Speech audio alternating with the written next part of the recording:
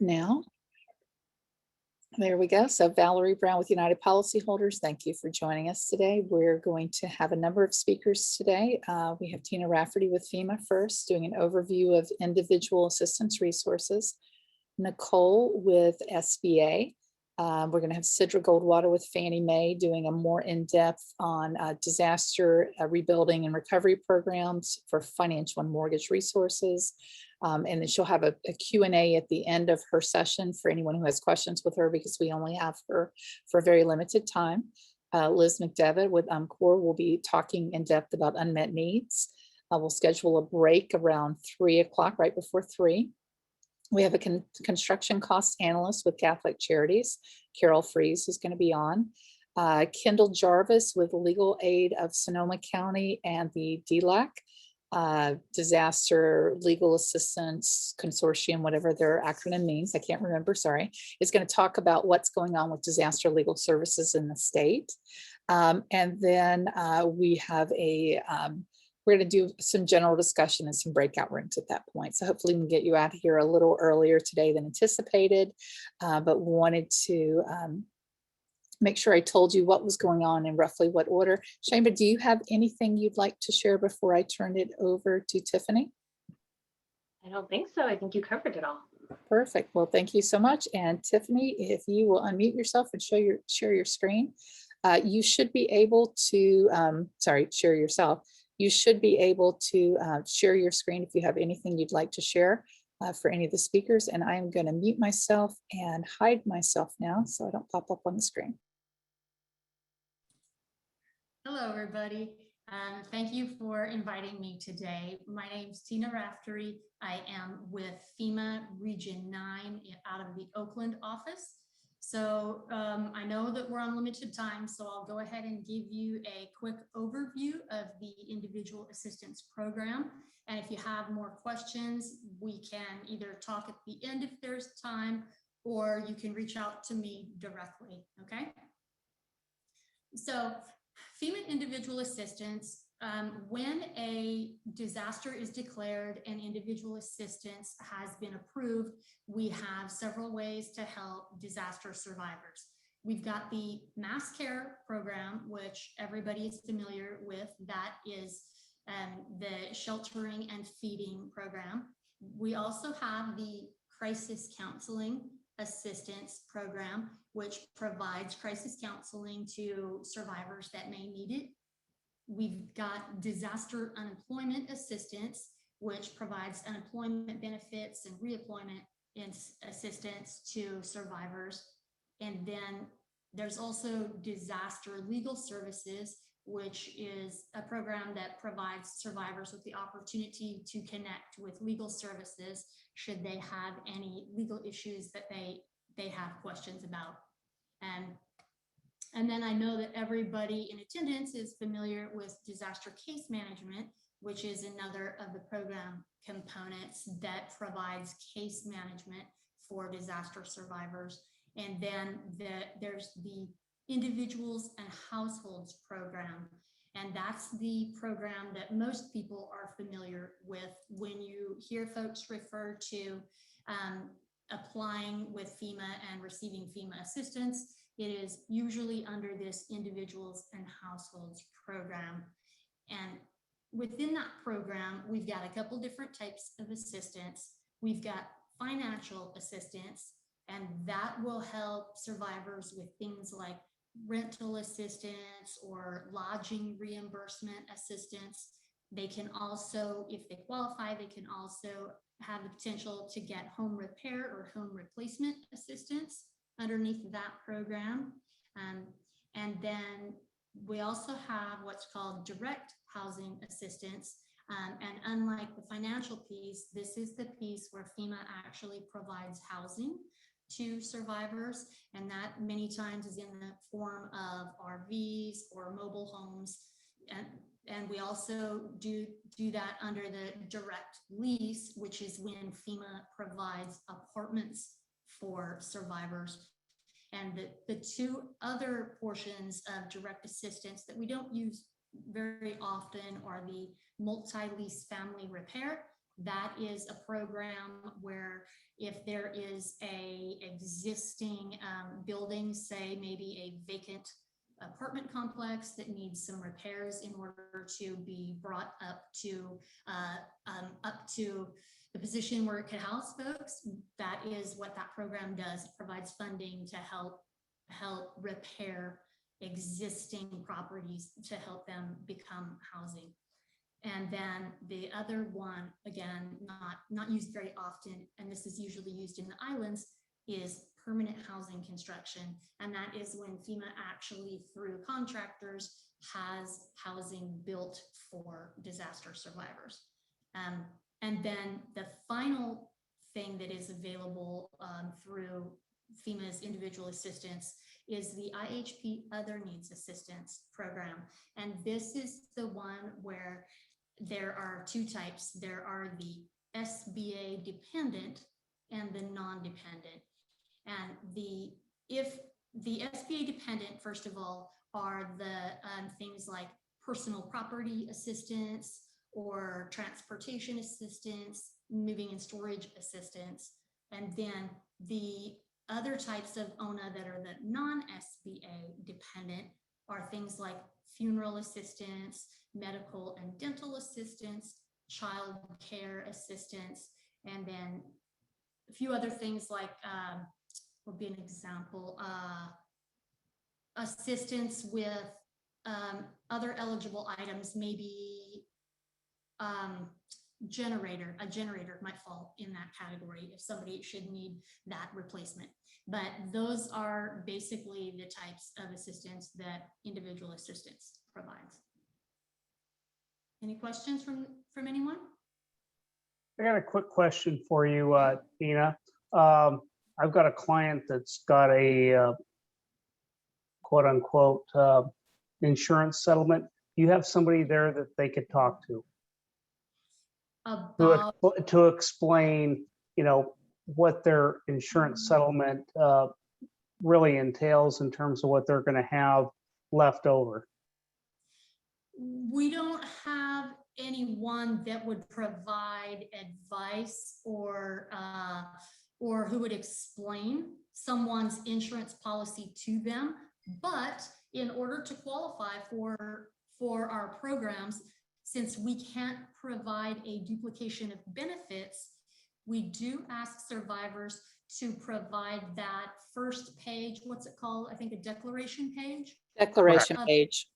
Yeah, to provide that so that we can in fact see what they are receiving through insurance, so we don't duplicate it. And where that really comes into play is usually under personal property, because when our inspectors go out, they attach an amount to these personal property items that a survivor has lost. And if their insurance has paid for a portion of that, we can't duplicate those benefits. Now, if there is a portion that maybe insurance did not pay and an applicant is trying to then get assistance from us, we might be able to do that, but that is when we would look at that declaration page. And those would be the types of things that we would have with those applicants, but not really anything in general, just explaining insurance to them, if that makes sense. Yes. Right. Keith, for your needs, if you're looking at figuring out what they have for insurance and to verify there's no duplication of benefits, I'll put in the chat. So United Policyholders, we do the insurance advocacy side of things. And so we work with the DCMs to help you do that kind of work. So we can come in and work with your team and either do a workshop with all of your DCMs in your county to go through it, or support people individually. We do education stuff for the homeowners, so they know how to do that, but we do support the DCMs directly. And so I'll put my info in the chat and we can help you guys figure that piece out, because making sure there is no, I mean, obviously you want to maximize the insurance, but also documenting how there is no duplication of benefits, because policies are in the state of California are kind of wonky now with the California Fair Plan and some of the unadmitted carriers who are writing policies that are not the traditional policies. So there's gaps that we're seeing that people haven't seen before. I appreciate that. And the reason being, I was talking with a particular client last week. She gave me her, and I'm not an expert in terms of interpreting, what the policy's saying. And it's one of those things that I think that would be a highlight to this program.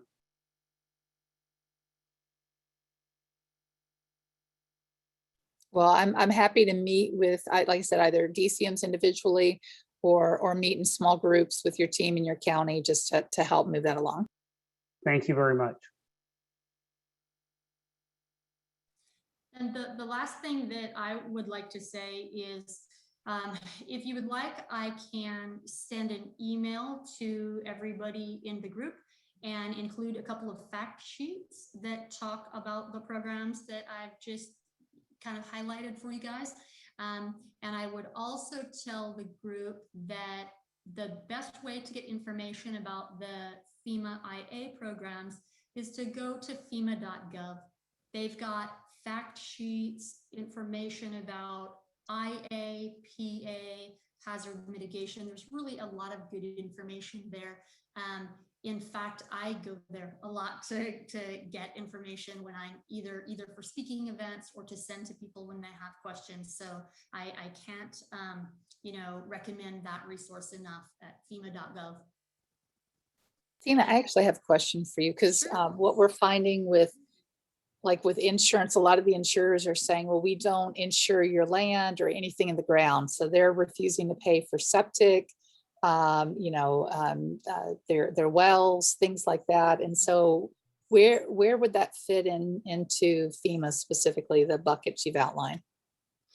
So for septics and wells, I know that the applicants can in fact get some assistance, and I think, and I don't quote me, I'm sorry that I don't have this answer, but I think that through our program, we can provide some financial assistance through that. And what I would always tell people is, when a disaster happens, the most important thing to do is to register. Whether you think you would qualify for anything or not, you just register. And then that way, at least you have a registration number, and should you find out in the future that you qualify for something, you are at least in the queue for that. If you don't register and you miss the deadline, you can't go back and register later.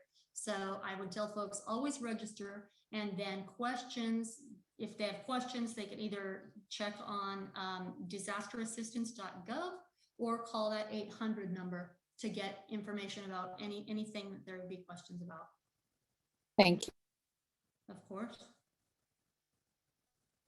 Okay, any other questions for Tina? I have a question. I'm a case manager with Catholic Charities, and I've called the FEMA helpline, and they've said that if someone has insurance and they cover $35,000, which is the max amount that FEMA can give, then FEMA will not provide any other assistance. And I'm just wondering if that's correct information. Yes and no. It sounds like there are a couple of pieces of information maybe that have kind of merged together a little bit. So first of all, the maximum amounts of assistance that we provide right now is $36,000, and that is 36. We could provide up to $36,000 for an individual for other needs assistance, and we could also now provide up to $36,000 for the other assistance, the housing assistance. And so that is something that came about in the past couple of years. There used to be a total amount of only $36,000 that they could receive, but now it's $36,000 in each of those two categories, right? Now, the other part of that I think, like I said, got a little bit merged together is that if an applicant has insurance, they may still qualify for some things under FEMA. Our applicant is the uninsured and the underinsured. So if there's something that they qualify for based on our program guidelines, and it is not a duplication with their insurance, then we could very well help them with that. So again, I would just encourage people to register when they can. So in the chat, so if they have a specific question regarding a client's FEMA case benefits, who should they contact? If they've gotten a letter back, would they reach back to the person on the letter, the FEMA analyst on the letter, or? Who is they? The applicant? This is the case manager asked the question. So the case managers are not going to be able to call that FEMA line directly and get information about an applicant. And so once we get to the point where we've got disaster case management, there should also be FEMA caseworkers, for lack of a better word. It would probably be FEMA recertification advisors that they should be working closely with, who can answer those questions for them and steer them in the right direction. Got it. And Shema, that would be something for the DCMP. You will have that connection at some point, right? Correct. For the recertification workers, that's for the clients that are in the FEMA's direct housing assistance program. But I think the specific DCM that was asking about this, their county does not have a declared disaster housing assistance program. Yeah. So I think just when they're working with clients and they have specific questions on like their cases and benefits, are they still able to submit maybe like the written consent / ROI and then get information from FEMA on behalf of the client from that? Or is it the client that would have to get the information and then share with the DCM? It's the client that would have to get the information and share it. The other thing that I would tell you is to always talk to the individual assistance state counterparts that you guys have, Nicole and Katrina, because they work closely with us, and they can always refer you guys to some of us.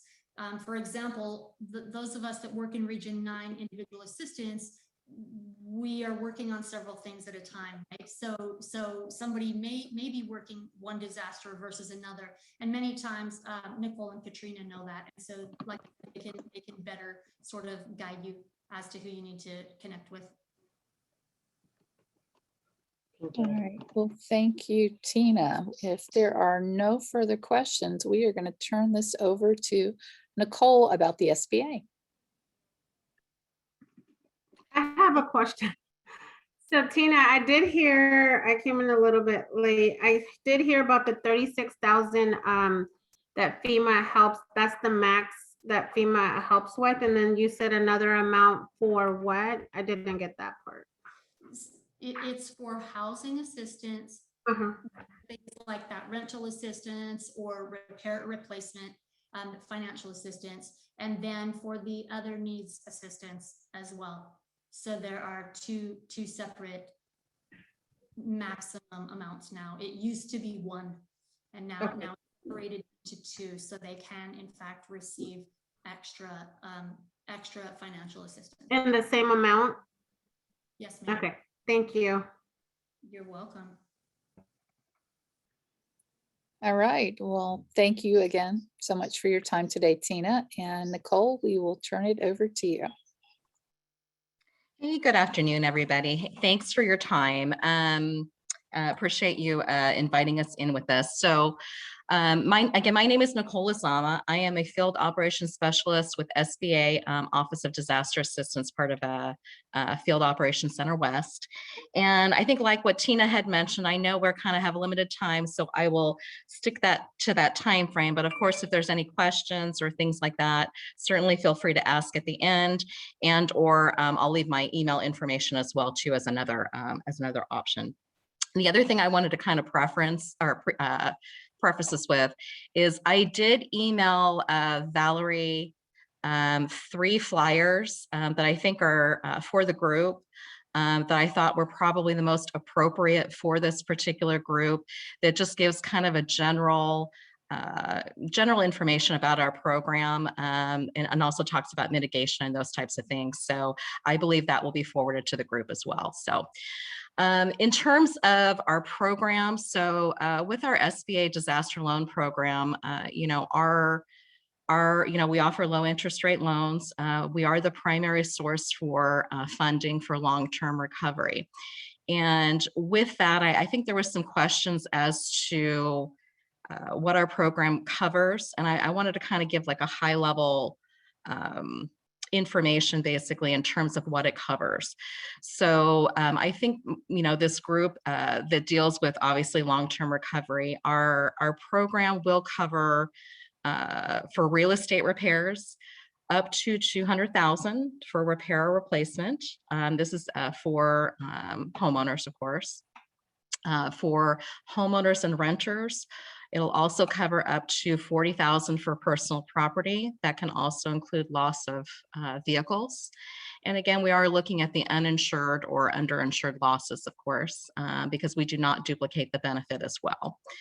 And then beyond that, I just wanted to briefly mention that we do have a couple of other categories that probably aren't discussed as much. But I just wanted to at least kind of provide awareness for this group. We can lend up to a maximum of 200,000 for refinancing. The one caveat that I would just mention to that is refinancing in and of itself, we really don't promote that too much because there's a lot of specific rules. Okay, so if someone has lost their home completely, and unfortunately with the wildfires, we know how devastating that certainly has been. If they have a mortgage on their property and their mortgage company did not require them to pay it off with the insurance proceeds, I'm so sorry, my phone, I apologize, then there might be an option for them to refinance their existing loan. Okay. In addition to that, we do also provide funds for mitigation, which I think is really kind of I don't want to say kind of a missed category. Our case managers do talk to applicants about this after they've been approved for a loan and they're in the funding process. But we actually can lend up to a maximum of $200,000 for mitigation funds. It is based upon, it's no more than 20% of their insured losses or their estimated losses. So for example, if somebody had $100,000 of losses, we could lend an additional up to a maximum of 20,000 more for mitigation. And mitigation projects, if you will, specifically for wildfires, just some examples of this, and this is on the flyer that I provided. There are things like if they wanted to add a Class A fire rated roof, that's one option. I don't know how the insurance works, but that could help with their insurance. Talking about installing mesh screening over all vents to keep the embers out of the eaves and vents, installing non-combustible gutters, fences, gates, replacing single pane with dual pane windows. Those are just kind of a handful of things. And I won't go too much into that because that is on the flyer that I provided, but I just wanted to at least mention those things. But the main things that we want to kind of stick with obviously are for the repair and replacement for their real estate and for their personal property. Okay. As far as for our program, what we always tell individuals, especially in presidentially declared IA declarations. So a lot of times people will, they've registered registered to FEMA, they're referred to us, but they will say, you know what, I don't want a loan. Of course, that's going to be the number one rationale. No one wants to take out another loan if they don't absolutely need to, and we understand that. But like very similar to what Tina had mentioned, what we do explain to those individuals is, look, we are just trying to provide another option. Applying for the loan itself does not, they're not required to take the loan, obviously, if we approve them. However, if we're unable to approve them, in some situations, if we're not able to approve the loan, then we can refer them potentially back to FEMA for potential other grant assistance. We always say potential, of course. So, once we explain that to individuals, generally speaking, I don't see too many people that say, well, no, I just absolutely don't want to do it. But, if they don't want to apply, that is certainly up to them. But we do explain that piece of it, and that usually gets people to apply. The other thing too, just very briefly, a lot of times people sometimes think that they need to request a dollar amount. We're not expecting people to know, and that's not part of it. We're not expecting people to know exactly what their losses are. They have no way of knowing that at the onset of an event happening. So we just tell them, regardless of whether or not you think you may or may not necessarily need the funds, if you think your insurance is going to make you whole, we always advocate to apply for that, apply for our loan, see what we're able to offer you. And then it's really completely up to them whether or not they'd want to move forward. And that usually gets people to apply for the loan and see those options. The other thing too is I know Valerie, I believe you had sent some information, so I just want to make sure I kind of hit a couple of things that I think there were questions about. One of them was if we have somebody that applies for a loan, and let's say we approve them, because what we're trying to really do, as everybody can tell us, we're trying to see everybody's financial situation is different. We're trying to see who has the ability to afford a loan and can qualify for a loan versus maybe those that we might not be able to offer a loan, because we're not able to offer a loan, of course, for everybody. So we're just trying to kind of sift through those, if you will. If somebody is approved for a loan and they choose not to take it, that's completely fine. But I think one of the questions was, how would we send that back to FEMA? And so what happens is it would just be a withdrawal. Okay, so that means that we did not decline them for a loan. The applicant chose to withdraw that request. So that's not a declined referral, if that makes sense. I think that probably answers that question. Yes, yeah, that answers that question. And then the other question I had, and we've seen this across the state, is determining for people who've qualified. So they would have had an initial determination letter saying you've qualified, and then some of them have gotten a letter back saying we think you only need to borrow this much, and when it seemed to be based on a price per square foot, which was not actually the price per square foot in that community. And that's, so how do you appeal that? Because that's hard for a homeowner to figure out, what do I do next? And it's a perfect question. And that was on my list too, honestly, next. And honestly, it's separate of what's going on with the lumber pricing, which we won't even get into that, right? I think everybody is aware of what's going on, but this is something that happens with every single disaster, okay, regardless of the environment. What happens is there's initial estimates that we start off with, right? And that is just a conversation with the applicant, square footage of home, personal property, that sort of thing, right? It is just, I always say it's a starting point. It is not the end all be all, because what will happen is we'll use that to base our initial loan decision, okay? So once like let's say a loan is approved, we've offered it to an individual, it's moving forward. What happens is it is assigned to a case manager who works with them as far as like closing the loan, dispersing funds, right? It is very, very common, and probably the number one reason that we do what's called loan modifications, okay, which would basically be an increase. Generally, it's usually an increase. It could be a decrease, but usually it's an increase, right, to the loan amount. If, let's say, they don't have enough funding to rebuild or repair the home, because they have to bring it up to code. There's the cost of that. And who knows, there's just no way of knowing that, right, until they start going through that process.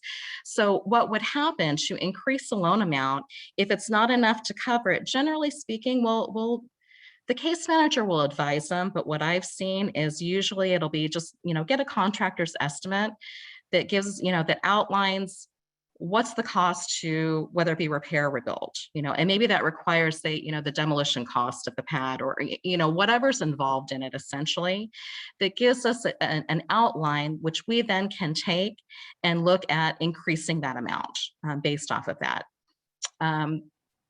The same, kind of along the same lines too, this also happens when you have individuals that are buying a manufactured home to put in its place, maybe to replace the one that was there, or whatever it is, right? It's not just the purchase of that manufactured home, it's everything that goes along with it. You can't just drop a manufactured home. I think we all know you need the hookups, you need all of that. And so all of that cost is built into it as well too. So generally speaking, with a manufactured home, it's usually, give us a copy of the purchase contract, right? And that's what we're going to base it off of. So we'll guide them depending upon what their specific, what it is they're specifically looking at doing. They may want to relocate. That's a whole nother thing too. Maybe they don't want to build in the same specific area.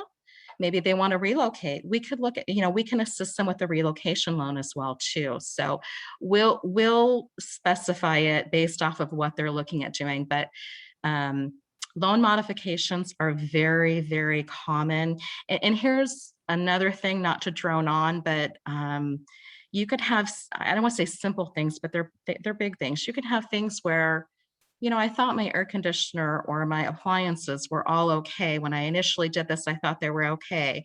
And wham, all of a sudden, something's not quite right. Or maybe they missed some of their personal property kind of in their calculation or what have you. They have 2 years on an approved loan with us to come back and request to increase their loan. And it's to cover for those types of things, right? Things that may not show themselves at the onset, but they end up kind of being an issue later on down the road. So we really do try to build a lot of those things within our loan program, if that's helpful. So, but loan modifications can go on, trust me, for many, I want to say months, like over the years, definitely. So 2 years from the start of the loan. Not to say in there, but I think that those were probably the main things that I think I wanted to touch that I think you had asked about. Are there any questions or anything maybe that I can answer in regards to our program? And I will say those 3 flyers, like I said, should, I believe that they will be pushed out to the group, right? Okay. They will go out along with the recording. So yeah, we'll do Beautiful. that. And thank you for answering that. And I think a lot of survivors, when they get what the loan being offered is, they immediately think they're done. They don't know they can do anything else. So it's very helpful to explain how to move it forward. So any questions for Nicole? Going once? I have Going a twice? question. There we go. So I had a client tell me that they were not offered FEMA assistance because they were basically referred to SBA and they didn't apply for the loan because they didn't want it. So does someone have to apply for the loan, even if they're gonna deny it, in order to be reconsidered for FEMA assistance? Well, I'll answer the first part, the first part of that. In order for those that are the FEMA dependent ONA assistance, I'm sorry, that was my timer, I apologize, that Tina talked about earlier in her presentation, those do require a decision to be made on our SBA disaster loan. So if they never apply, depending upon, we won't know what that decision is, right? So if they don't apply, then there's no referral to the other needs assistance. I shouldn't say if they're denied, how's that? If they don't apply, there's no way of knowing whether or not what that decision is. Maybe we'll offer them a loan. They can elect to not take it, but there's no way of knowing if we would deny them or not without them applying, if that makes sense. And Tina, is that something, are you still on, I believe it? Can you answer that? Yeah, I can. And Nicole is correct. For the ONA assistance that is SBA dependent, even if a survivor isn't planning on taking the SBA loan and they don't want to, they do need to go ahead and apply for that, and then we can help them with those SBA dependent categories, and they are personal property assistance, transportation assistance, and there's one other one. What is it? Moving and storage. And so those are the three primary SBA dependent categories. All right, any other questions for I Nicole? had a question on loan modifications. So Nicole, you were saying that it's pretty common, and I think I was speaking with a client a few weeks ago that was explaining to me that they have an SBA loan and they only receive a portion of it, and then they're supposed to receive the other portion of it after their rebuilding processes. If that first portion is not enough, then the loan modification would be the next step. That would be, or yeah. I didn't mean to talk over you. I'm so sorry. I thought you were that would be the first step. Yes, but Okay. It's basically what happens with our program is, you know, like let's say somebody is approved for $180,000 just for random. We don't front them the 180 right then and there and say, well, good luck, we're done, right? It's, you know, it's important. It's in systematically, right? You know, it's sometimes that, you know, we'll give them the unsecured amount first. We'll give them their next, I don't want to say installment, but it's kind of like depending upon the progression of the repair or rebuilding. If they're in that process, and you're right, most people don't know until they're in that process, right? Of, oh, you know, and I hate to say, it's probably the environment that we're in right now. The people that are probably doing their repairs are probably finding that out with the cost, you know, the material cost is going up. They don't know that until they're in the midst of that. So yes, they would just turn around, call their case manager and say, look, you know, my contract, and it would probably go back to a contractor's estimate of like, look, this is the amount that we would need, and we would do a modification based upon that, or look at it for a modification based upon that to increase their loan amount. Okay. All right, thank you. I was just confirming that. You're welcome. All right, any other questions for Nicole? Nicole, anything you'd like to add? You know, no, other than, you know, again, like I said, I'll leave my, you may already have it, my email address, if there's questions or what have you that maybe didn't come up or because of limited time or whatnot, or you didn't think of, feel free to forward them on. And I will answer those general questions, definitely. But I appreciate your time and thank you for all your support. Thank you.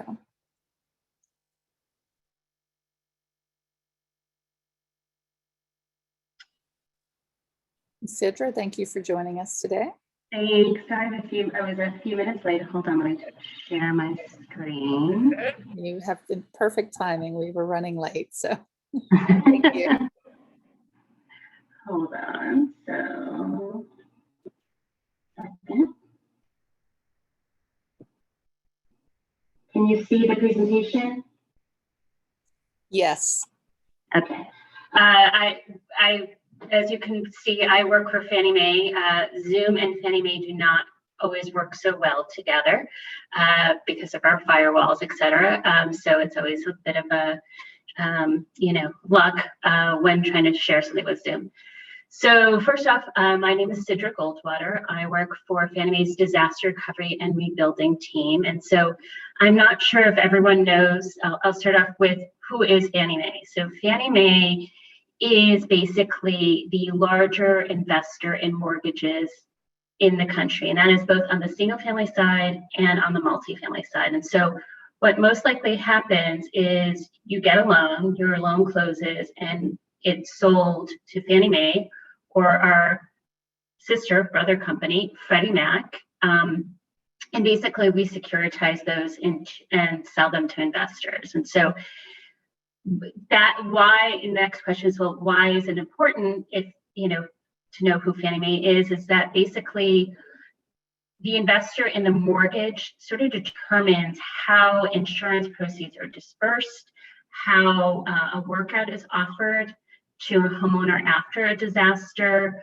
a whole slew of things impact, somebody, depending on who owns their loan. And so that's why that's very important. Now, one of the things I'm going to be talking about is I'm basically going to be focused on Fannie Mae's disaster policies. The good news is that we are what we call aligned. Our regulator required us after the housing crisis to align all our disaster policies, all our loss mitigation, workout policies. So that's the good news. So when I say I'm talking about 25% of single family mortgages, add in about another 20% for Freddie Mac. So we've gotten about 50% of the industry covered. And then most of the large institutions tend to sort of follow our requirements. Probably the next question you have is, what is the disaster response and rebuild team, and why do I care about this?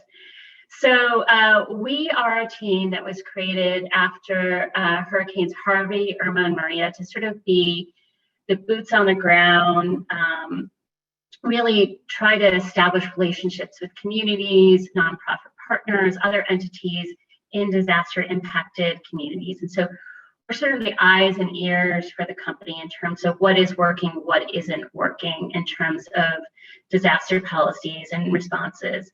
And with, to expand last year, 2020, everyone knows COVID, we also included COVID as part of that disaster response.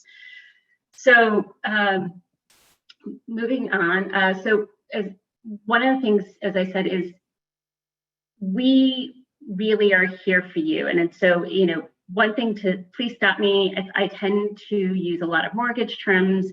I will throw around terms that if you don't understand what I'm talking about, like a lender versus a servicer, your mortgage company, whatever it is, it's sort of all interchangeable for this presentation. So the lender is generally a person who makes the loan to you, and you may never interact with them ever again.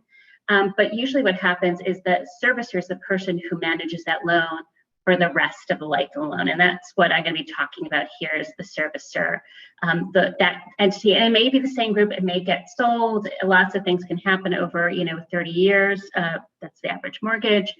So just keep that in mind.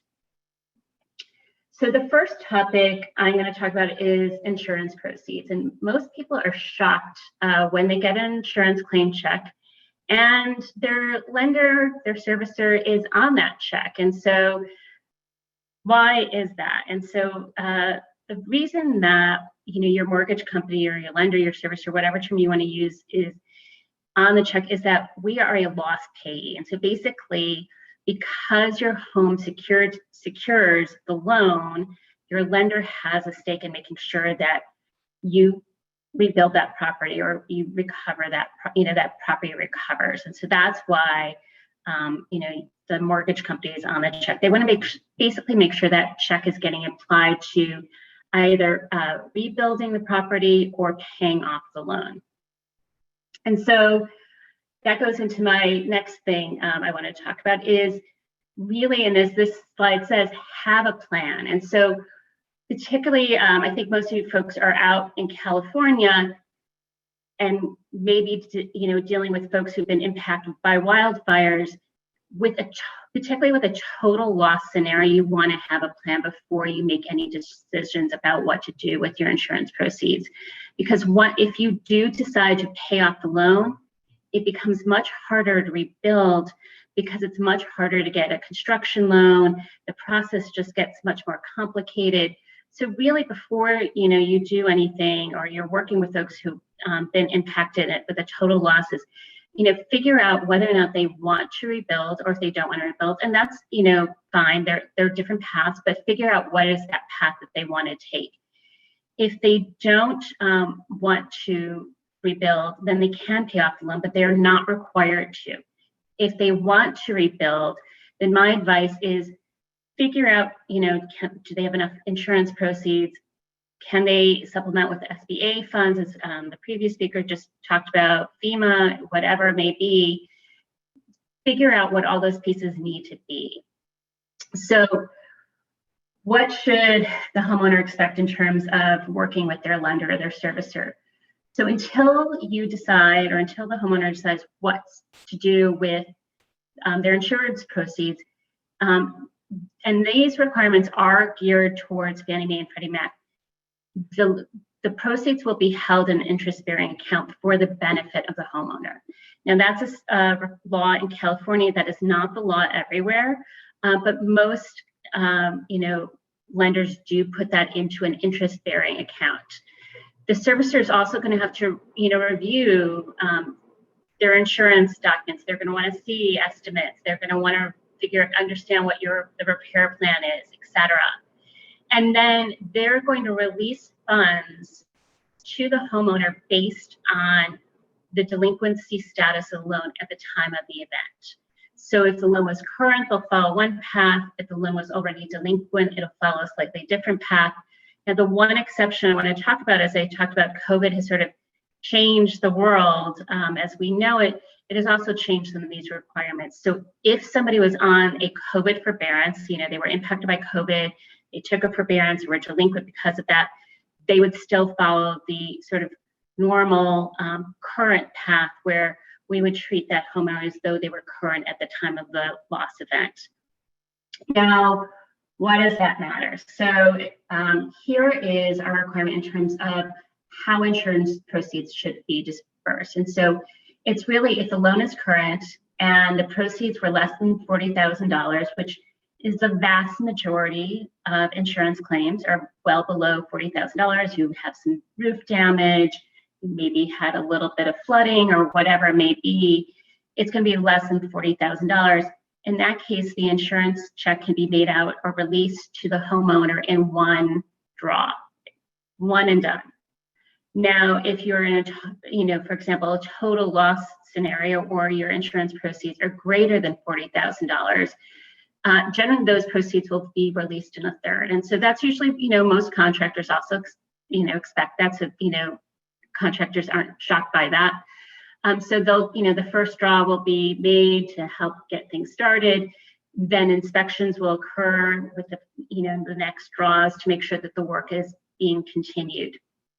One of the unique things that we came out with last year, and this is also true with Freddie Mac, is we, for current loans, we will allow what we call remote inspection. So basically, we all have these incredibly powerful devices in our hands, phones, with cameras that can geo-track down to an infinite space, figure out exactly where you're standing, figure out when the picture has been taken in time, all that kind of stuff. And so we also know that one of the things that often prevents folks from recovering is inspections take people. It's a resource, it's a limited resource. So by allowing remote inspections, we felt that we would help communities recover faster, so those insurance proceeds could get out quicker to homeowners.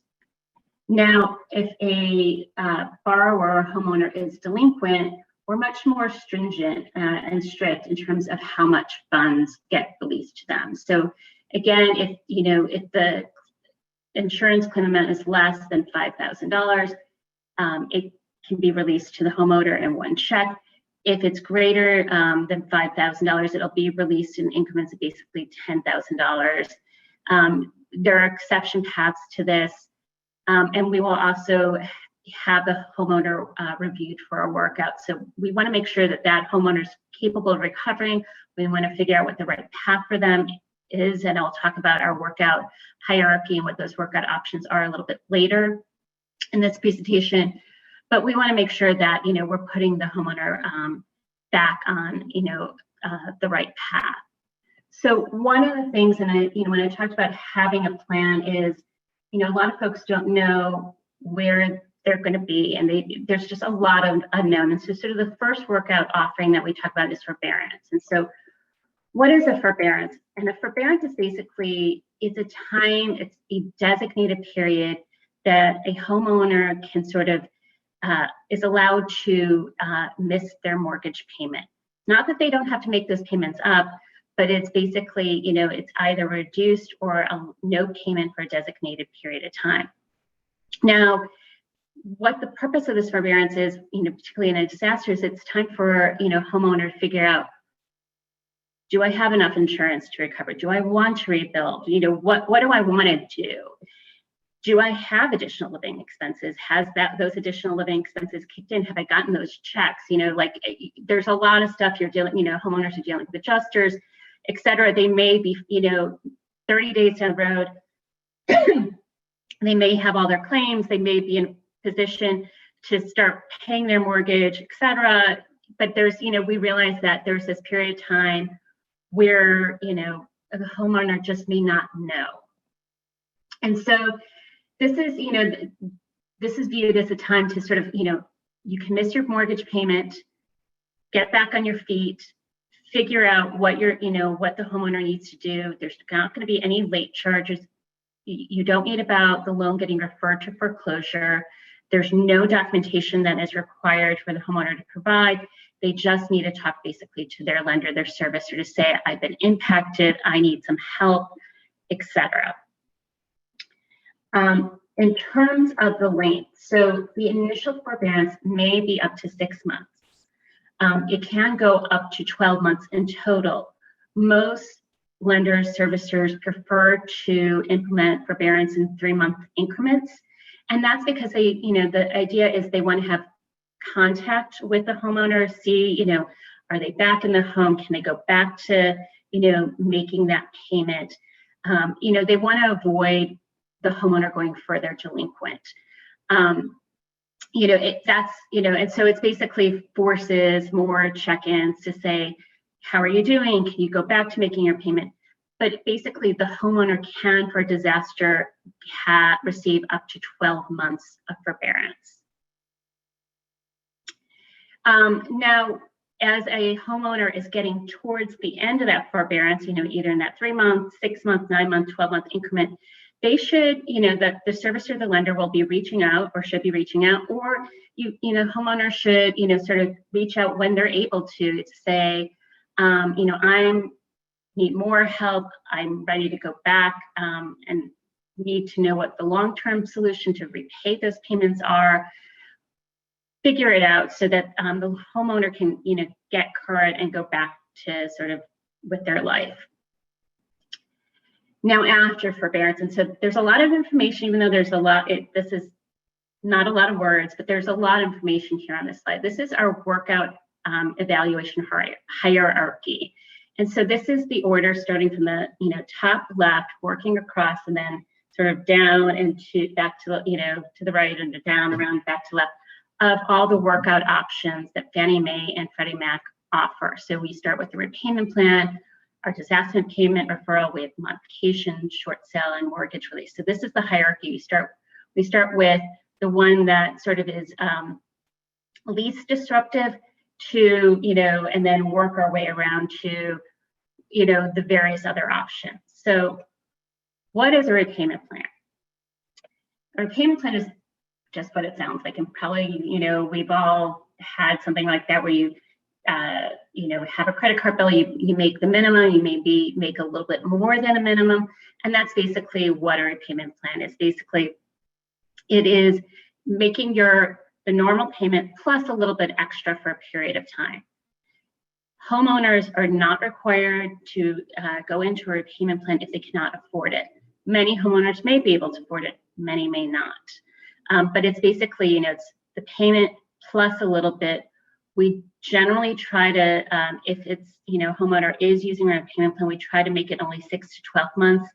It's one of those things where we know the longer somebody's on a repayment plan, the less likely they are to succeed on that. So really, a repayment plan is for a small, but but important part of the population. The next item on our workout on our disaster hierarchy is disaster payment deferral. And so this, our payment deferral got a lot of headline news with COVID-19. We rolled it out last year for all those COVID forbearances. So this has been very well tested in the last 12 months or so. But basically, what it allows is, as I said, we allow homeowner to miss up to 12 months. Well, this payment deferral, disaster payment deferral, allows up to 12 months of past due principal, interest, and escrow. So that's taxes and insurance and any other advances that may be made to be added in to a non-interest bearing forbearance that's due and payable on the payoff of loans. So if somebody refinances 3 years down the line, they would just simply, take those missed payments and put it as part of their new mortgage when they refinance. If somebody goes to the full term, they would just owe those last few payments when their loan matures. The terms of the loan are not changed. This is not a modification, but a written agreement is required. So the lender would send somebody, the homeowner, how many payments, all this, what has been deferred, all this would be sent to the homeowner in a written agreement. A couple other eligibility criteria. So one, the loan had to have been current or less than 2 months delinquent as of the disaster event, so similar to when I talked about insurance proceeds. And then they also have to be at least 1 month, so there has to be at least one missed payment, but no more than 12 months of missed payments as of the evaluation date. And then lastly, this is sort of for a disaster, it's only one payment deferral per disaster event is allowed. So if somebody were to take a payment deferral and then, say I need some additional assistance, they would not qualify for that payment deferral a second time. However, I will go into our next workout offering, they would be eligible for a flex modification. This is our mod offering, also Freddie Mac's, and what it really is geared towards is getting a homeowner into a reduced payment. And so we target a 20% payment reduction. It's not always guaranteed, but that is the goal. And how we do that is through a mix of things. And I didn't want to go into all the details here, but basically we extend the term to 480, which is not popular, but it does provide payment relief. And it capitalizes all those arrearages. So if somebody was already delinquent, it capitalizes those missed payments plus any of the forbearance amounts into that new loan term. So it is a modification. A mod agreement would get sent out. All that happens. One thing to note for that very small population that is less than 3 months delinquent, when they would go into a flex mod, we would require documentation, or the lender would require documentation from the homeowner. The next item on our workout hierarchy is a short sale. So for folks who are not familiar with what a short sale is, this is a way of avoiding foreclosure by allowing the homeowner, if they're underwater, if they owe more than the house is worth, to sell the loan, and the lender basically says, we'll give you a deficiency waiver for that difference, and basically they're not responsible for paying off that difference between what the home sold for and what they owe.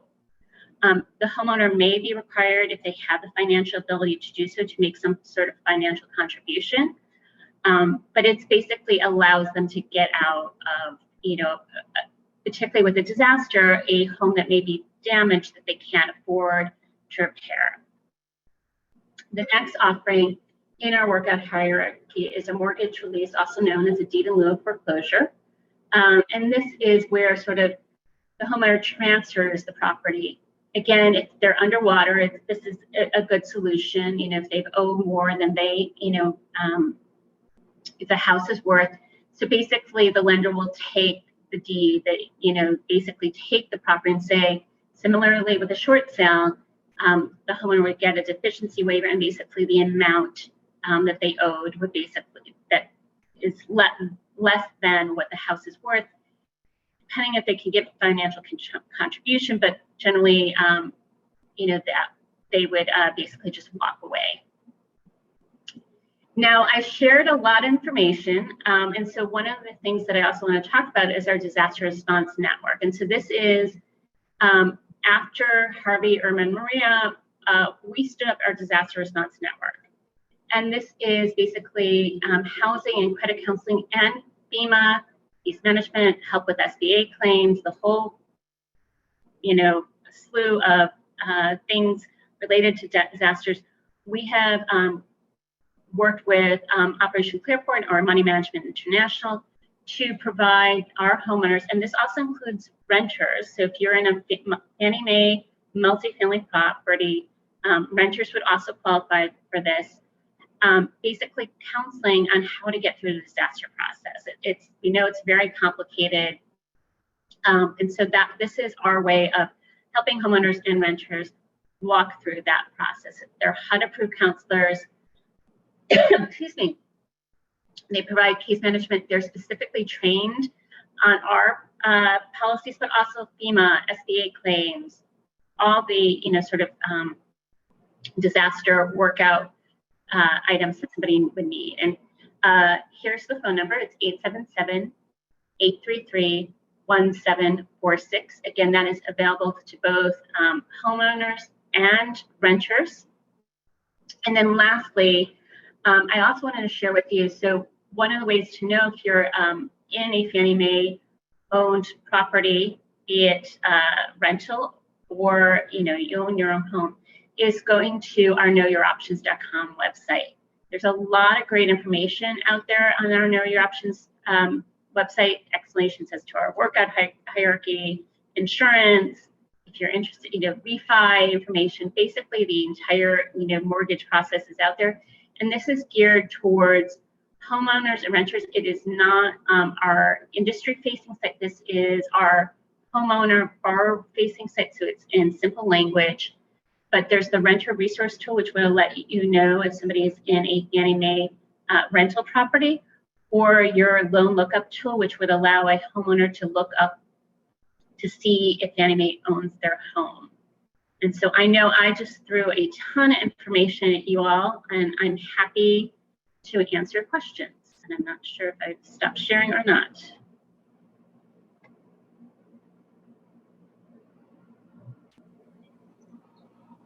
Well, thank you, Sidra. Any questions for Sidra while we have her?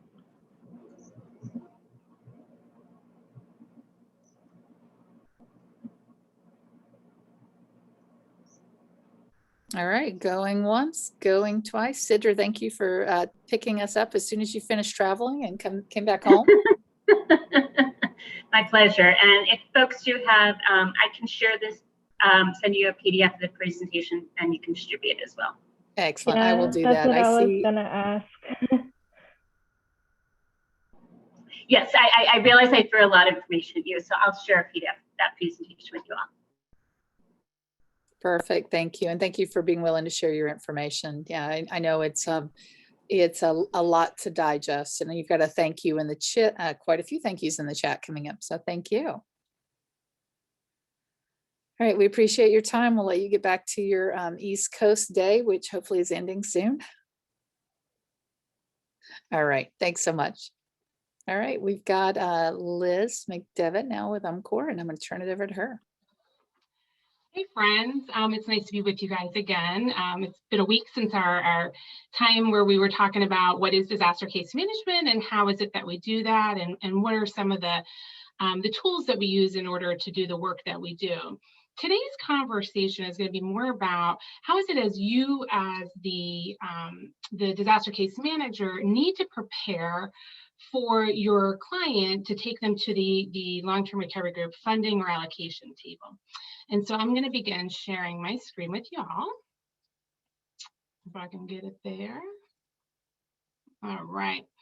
I'm sure that you all can see this now, so I'm going to trust that.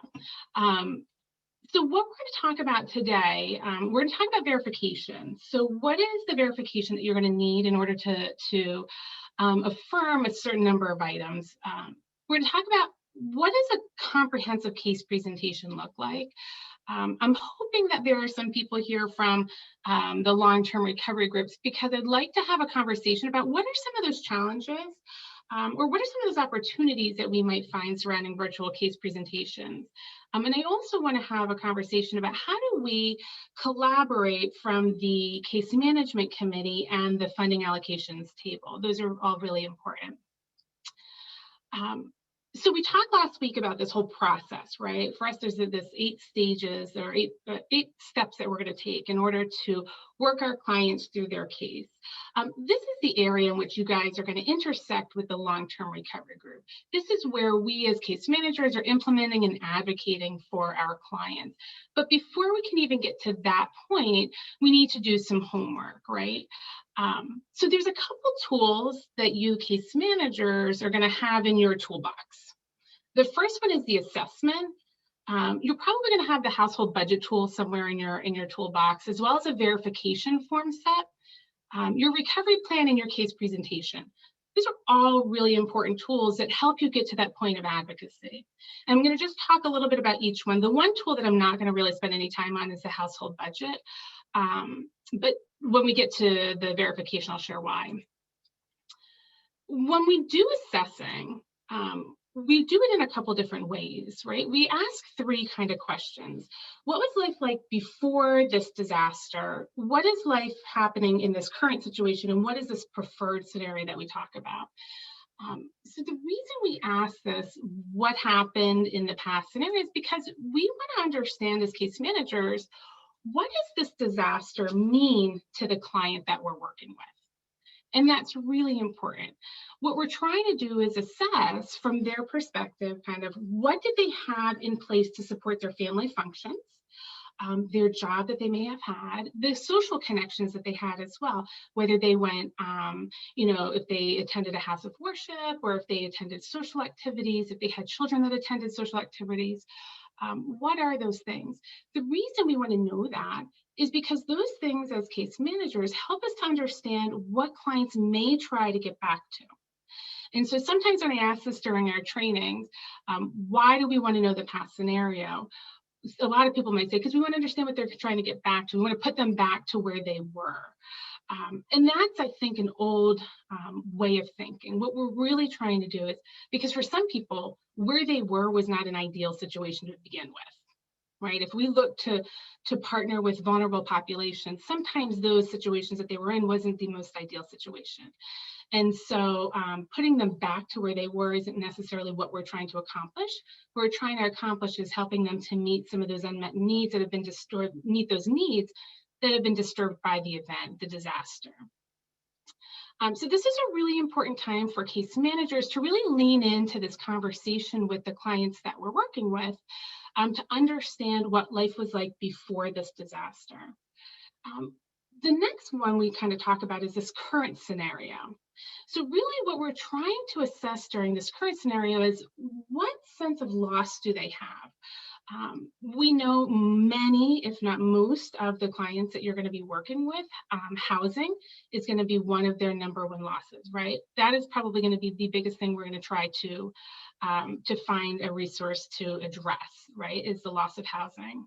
But remember that our clients have other needs or other losses that are associated with this disaster. We're also trying to address some of these urgent needs that may come up. We're also trying to understand what are some of those resources that they have had access to? How have they used those resources? How do they intend to use those resources if they still have access to it?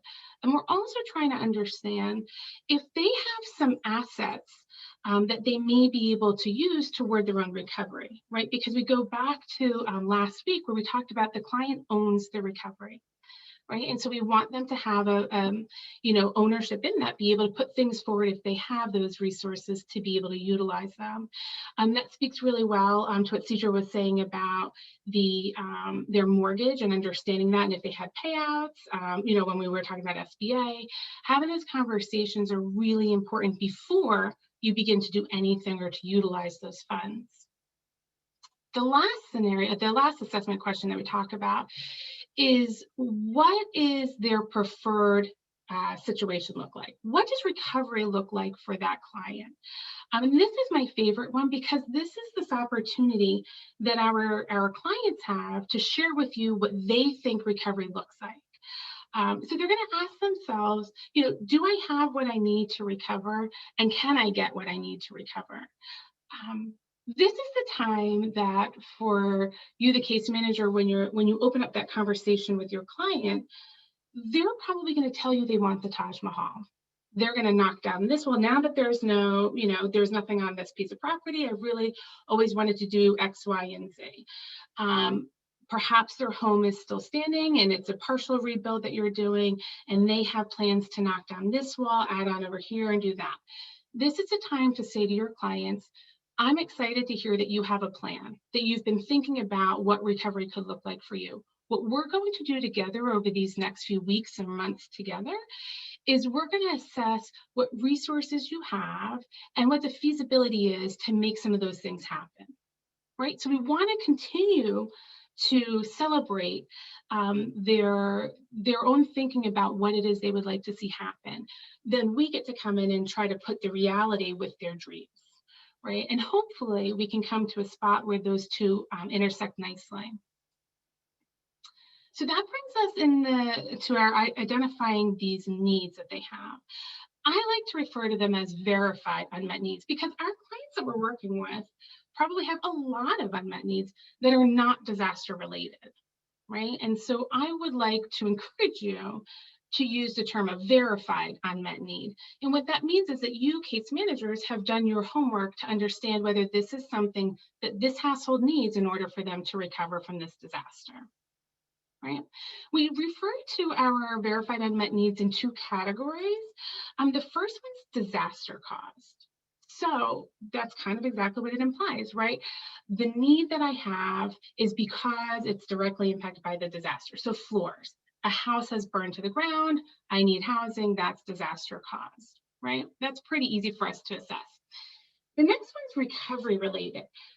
This one's a little bit trickier for some of our funders to understand because I think as case managers, we don't always do the best job advocating on behalf of their client for these particular needs. They may not be things that they had prior to the disaster that were impacted, but these are things that they need now because of the disaster for them to be able to move forward. For example, if you had a household who had a family member or somebody who lived nearby who watched their young children while they went to work. Now that they are displaced, maybe some 20 miles away, they no longer have that network, right? So now they have this additional cost that they didn't have before, which may be childcare. And so before they didn't have to worry about that, so it wasn't built into their budget. But now that's something they need to consider. So they have built this into their budget and maybe they find they don't have enough funding for that. And so this is something that a case manager can advocate at the funding or allocation table to assist their homeowners with, right?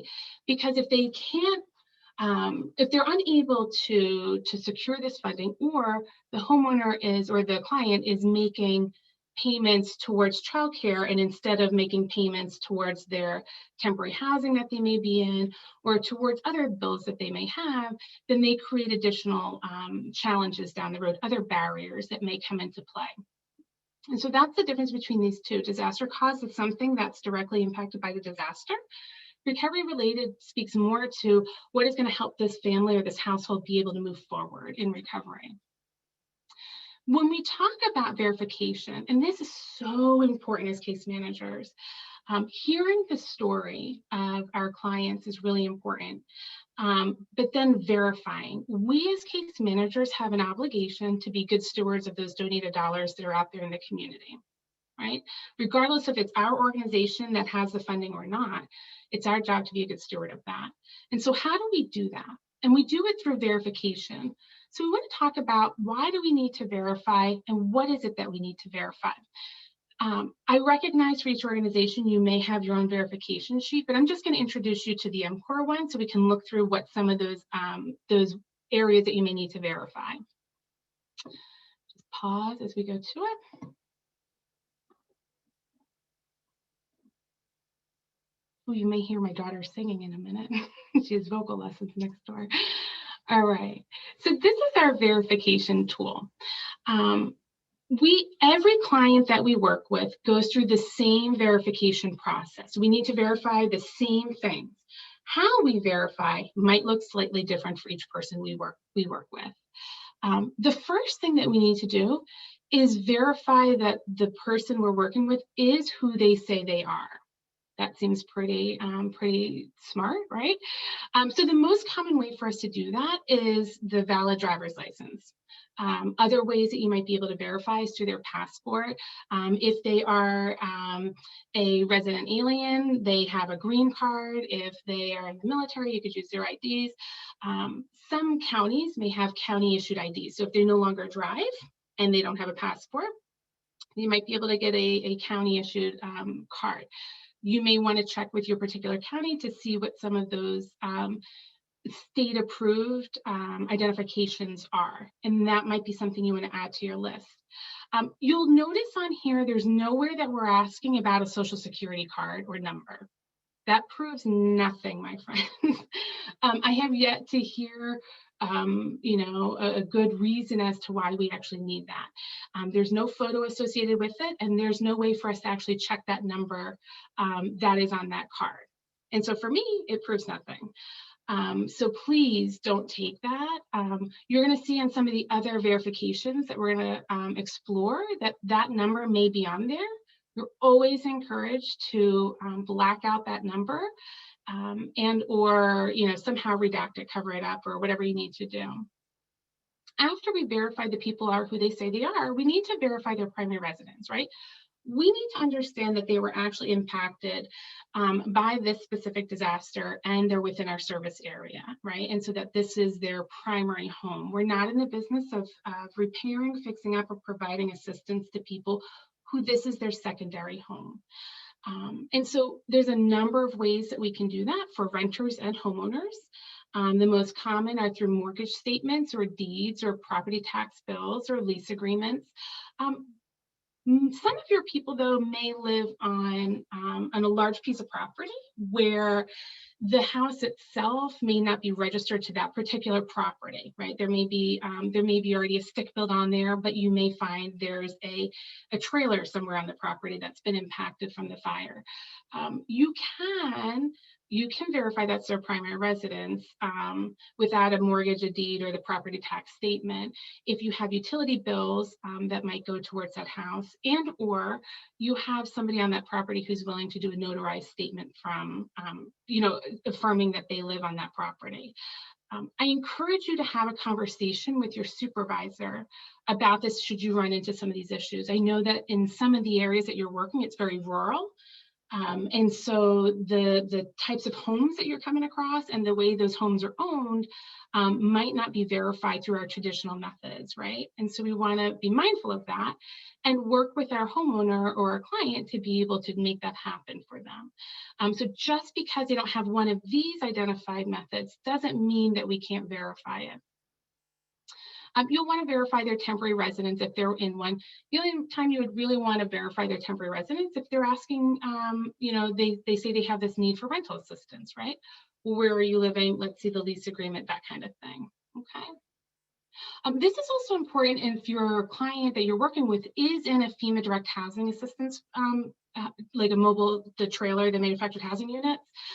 Because they will be visited by the case manager for FEMA to verify that they still in fact need the direct housing, you would want to know that so that you can work with the FEMA case manager as well as your homeowner or the client that you're working with. The reason for that is you want to be able to show that you are working with this client and helping them move forward in their recovery for rebuilding their home.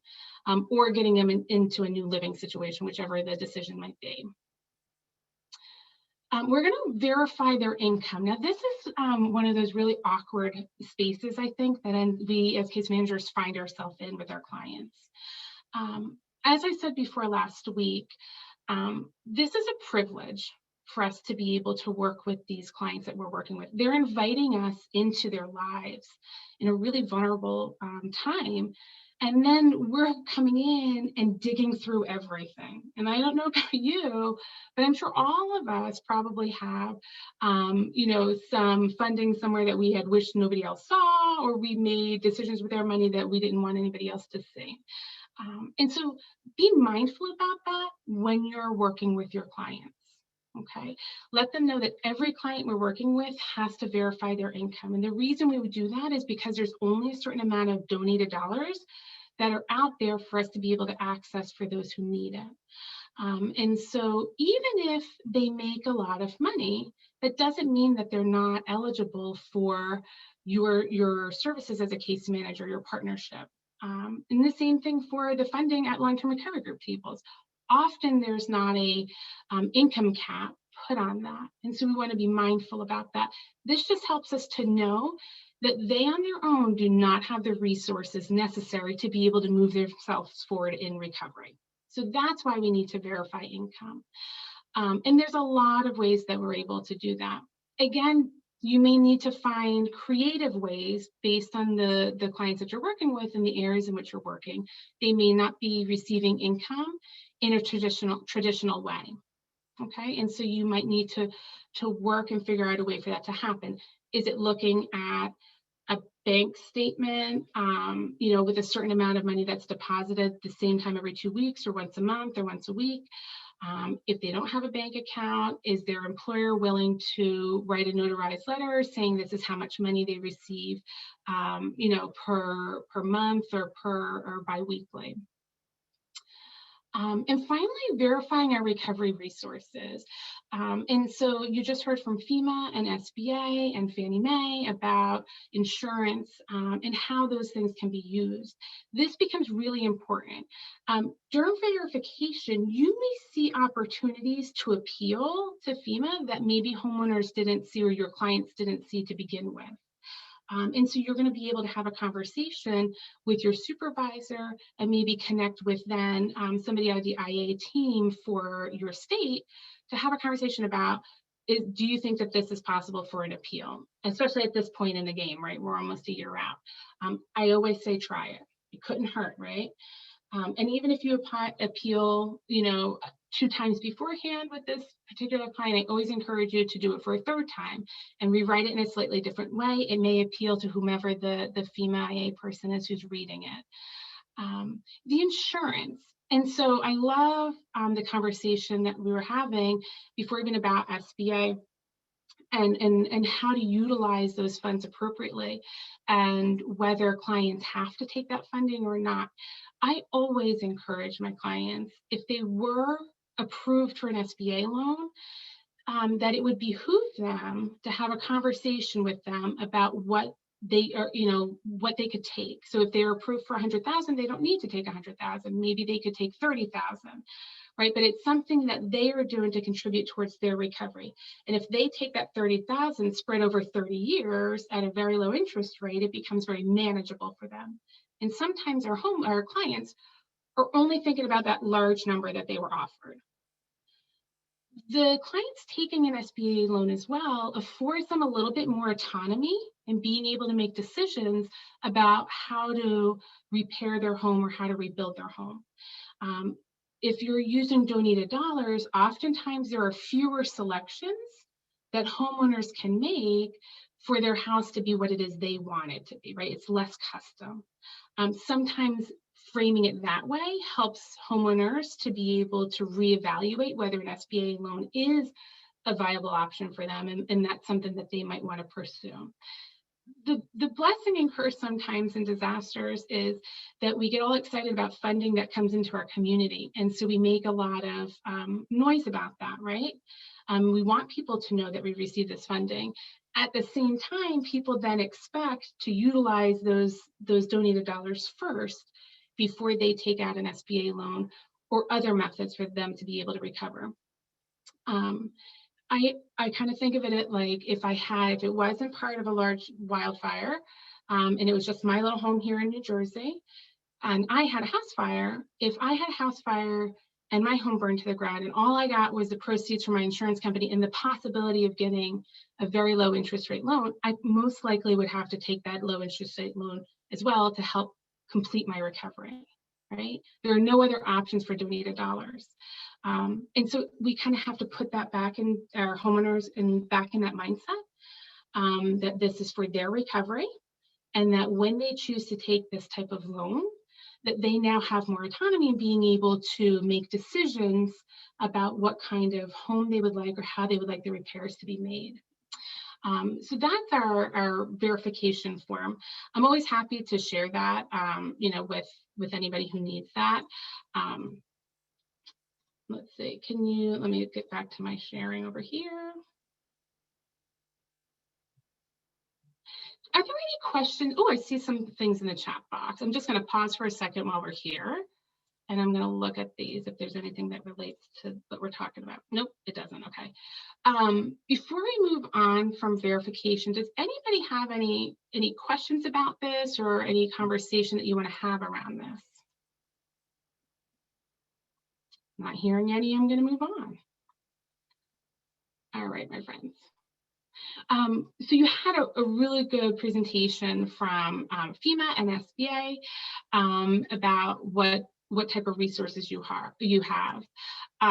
I always encourage you to reach out to Valerie about these appeals with insurance company. You know, she can really point you in direction of how to really make the most of those appeals with the clients that you're working with. Do they still have the opportunity to make appeals, or did they take that kind of final lump sum and they've now waived that? You want to have a conversation about it. Also about any issues they may have with the payout that they've received. And that goes back to what we were saying before about when the adjusters come out and they adjust the damage, and then they end up coming up with an award amount. Oftentimes that's never going to be enough based on the actual cost for rebuilding, right? The materials that we're now seeing. And just as we had heard before, the cost of materials always goes up after disaster, always. The difference for this particular rebuilding part for you all is that this rise in cost of materials is nationwide. So it's not just in California because of wildfires. This is a nationwide issue. Oftentimes it only affects the impacted area. So that's a little bit different for y'all. So how do you then help your clients navigate that? And then how are they going to be using those funds that they have received? Again, going back to that conversation about making sure that the homeowners are not utilizing those funds if, fingers crossed, we meet them at a time before they have spent any of those funds. Encourage them to hold on to those funds, to not utilize them until you all have made a decision about, or a plan on how to use those funds in the best way, how to really maximize those dollars. Because if they have $50,000 from their insurance company to rebuild, and you have a volunteer rebuild group who can come in and do that, that $50,000 becomes more like $75,000 sometimes when we use volunteers to help rebuild our homes. And so that's really important to understand that any money that they have to put towards the recovery is helpful. FEMA, talking about those appeals, and I always say this, let FEMA be FEMA, my friends. You are not FEMA. You might get paychecks because of a grant from the Department of Homeland Security from FEMA, but you do not represent FEMA, you do not work for FEMA. And so if you have a question, or if a client shares information with you and you're unsure about how to navigate that, the best way to say is, you know, that's a really great question. That's something that I haven't seen before, or I've had a lot of these questions and I wanted to make sure I get the right answer. Let me connect with somebody from FEMA before we decide on how to move forward with that, right? You can never go wrong, my friends, if you say to a client, that's a really good question. I don't have an answer for you for that, but I'd like to work on getting you the right answer. Or how about we work together to find out the answer to this question? Please don't ever assume that you know everything. That's not our job as case managers, right? We don't need to know everything. What we need to know how to do is create a guideline and steps to help move this person forward in recovery, and then to know who those people are that we need to call about that specific situation. So like I said last week, the case manager who has the largest resource binder is probably the one who's going to get the most people recovered. And those resources do not always have to be, they don't have to be disaster resources, right? So think outside the box. Get creative with who you're reaching out to for that particular client and that particular need. And when we talk about identifying their needs, I want you to put this in the back of your mind every time. What is this person in this community need to recover from this disaster? We talked about that last week. When we constantly think about this when we're working with the household, it helps us to separate this particular client that I'm working with from this particular client that I'm working with as well. Again, while they may seem similar in the needs that they have, they're very different households. And so we want to take that into consideration. One of the things that you as case managers are going to do is something called recovery planning. This is something that I'm sure Shama is going to work with you on. You will have some sort of a form that you will fill out. Sometimes you'll fill it out with the client. Sometimes you may do a little bit of homework beforehand and then sit down with the client to decide if this works for both of you. But essentially what you're going to be doing is creating this roadmap for recovery. And this is really important because the steps that you've taken up until this point are going to help you advocate well for your client. So really understanding them in the assessment phase, right? And having a good handle on what are their resources and verifying all that, and then understanding their needs are going to help you create this roadmap. When you do recovery planning, what you are going to be identifying is who is going to do what and by when. And so I just want to take a quick look at what a disaster recovery plan looked like. Again, this is UMCOR's form, so yours might look different, but I just want to take a quick look at this. Our recovery plans help us to identify with our client how often we're going to be in touch with them, right? How often are we going to connect with each other? What we're trying to do is establish that the expectation of communication, right? How often will I speak with you? So together with the client, you are going to identify that it'll be a weekly, bi-weekly, monthly, who knows? If we're talking to our clients every day, we most likely have not communicated well what the steps are that need to be accomplished. That is what I found out in my experience. So we have to take a step back and we have to think about, why is this client calling me all the time? Sometimes we meet clients who just are those individuals that like to reach out constantly. I encourage you to, if appropriate, pump the brakes on that a little bit. The reason for that is you're going to be getting calls all the time. And if you're working with 30 to possibly 40 households, that's going to be very difficult to manage if every one of those is calling you all the time. So what I did with the clients that I used to work with when I was a case manager and when I was a supervisor, I encouraged my case managers to create a folder when they would meet with their clients for the first time. In that folder, I had a pad of paper, and then I would have a copy of our recovery plan when we get there. And I called it the Liz folder. So anytime they had a question for me, they had a thought about something, or I needed them to get something, some paper, some sort of verification, they could put it in that folder, right? And so now they are a little bit more organized. It gives them a sense of control and the need to not reach out to you all the time, because they know that I'm going to talk to you on Friday at 2 o'clock each week, because I'm putting it in my phone. I used to meet with a client in my office. We met every other Friday in my office to check in. You know, I allocated 30 minutes for him, John, and we'd come in and he would talk to me about things that were going on. We follow up on his case. And so you can do those kinds of things. In your recovery plan, you may have a page here that talks about what are the needs that you're going to be creating a plan for, right? You know, if there is something about domestic animal assistance, right? So they need help with lodging for their dog because the rental that they're in doesn't allow for pets. You want to work with them on that. That could be a referral to an organization. So you would check that here. You put an X in domestic animal assistance, a check on the referral only, and then a note here, refer them to wherever it is that you might have referred them to. Okay. A lot of our recovery planning, for the most part, is around these things of household furniture, appliances, and then housing for either relocation, construction, or temporary. Those are the main places that we tend to be making a lot of our recovery plans around. Okay. This is what the front page of a recovery plan for UMCOR looks like. So our partners who work with UMCOR utilize this type of recovery plan. What you want to do as a case manager with your client is you want to identify the goal or the target date.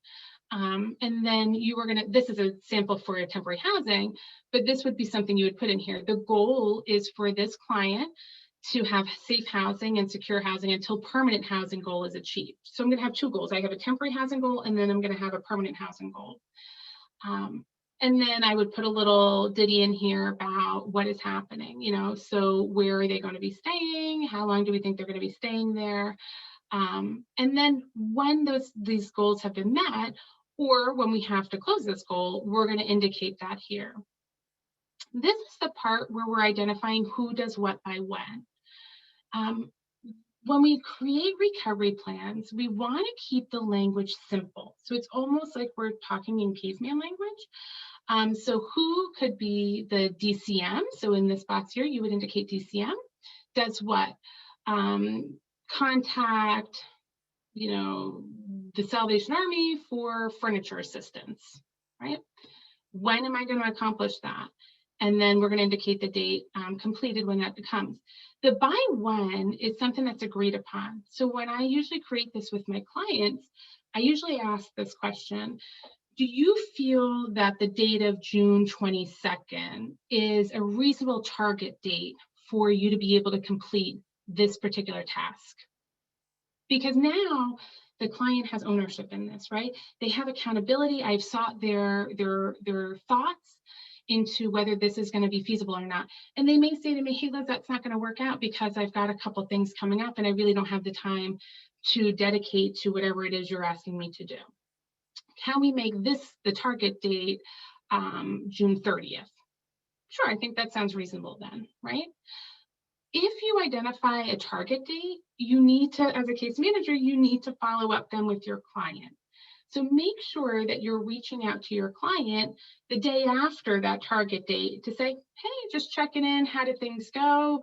We had set up a goal for you to call 3 rental places and set up appointments to visit them to see which one is most appropriate for you. Were you able to do that? Yes, I was, and here's how that went, right? This is a really nice guide because what it does is, if a client is texting me, because they text a lot, right? They either text or they're emailing me. This is a great way for me to kind of refer them back to our recovery plan and say, thank you so much, Marjorie, for reaching out. I understand that you have some questions about, where I am in this process. If we refer back to our disaster recovery plan, I'm waiting, for this task to get completed, which is visiting those 3 homes, those 3 rentals, before I can ask an organization to potentially fund your rental assistance. So it's a nice way for us to be able to do that. Going back to case closure last week when we talked about it, it's also a great way for clients to be able to monitor on their own how close they're getting to their case being closed. Right? I had a special needs client at one point, and so we used a clip, just a clothespin that he could check down. He would move it down as he met some goals, or as he worked on steps, so he could visualize where he was in his process. Okay. There's lots of pages to this. This is just 10 pages in here, but it could be as long as the number of goals you have identified. It can be 2 goals. So it's really up to you and the client as to what you're creating your recovery plans for. Let me go back to our presentation. It's always client driven. Oh, I see some chats in the chat box. Let me pause for a second. Not for me, not for you. It's always client driven. So this is something that we want clients to have ownership in. It's going to change, right? So we call this a dynamic tool because as we're working with clients, we might be assessing. And so we're going to have to go back and maybe change one of our goals. If there's no longer a resource for that, or they were able to meet that in a different way, we can go back and re-identify that goal or close that goal. So it's always moving, it's changing.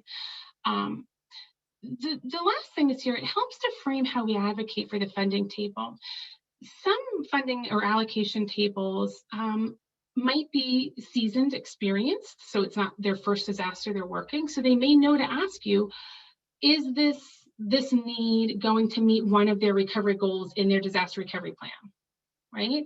And you can say, yes, it is. And here's how it's going to meet that need. Recovery plans are really important. It's oftentimes one of the areas that we take shortcuts on as case managers.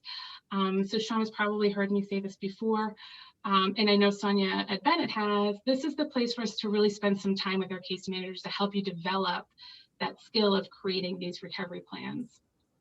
It'll save you a lot of work and headache down the road.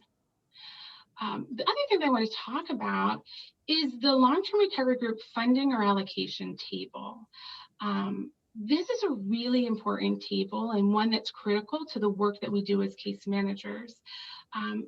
The way that long-term recovery groups are set up can either help move clients forward in recovery, or they can become a barrier to client recovery.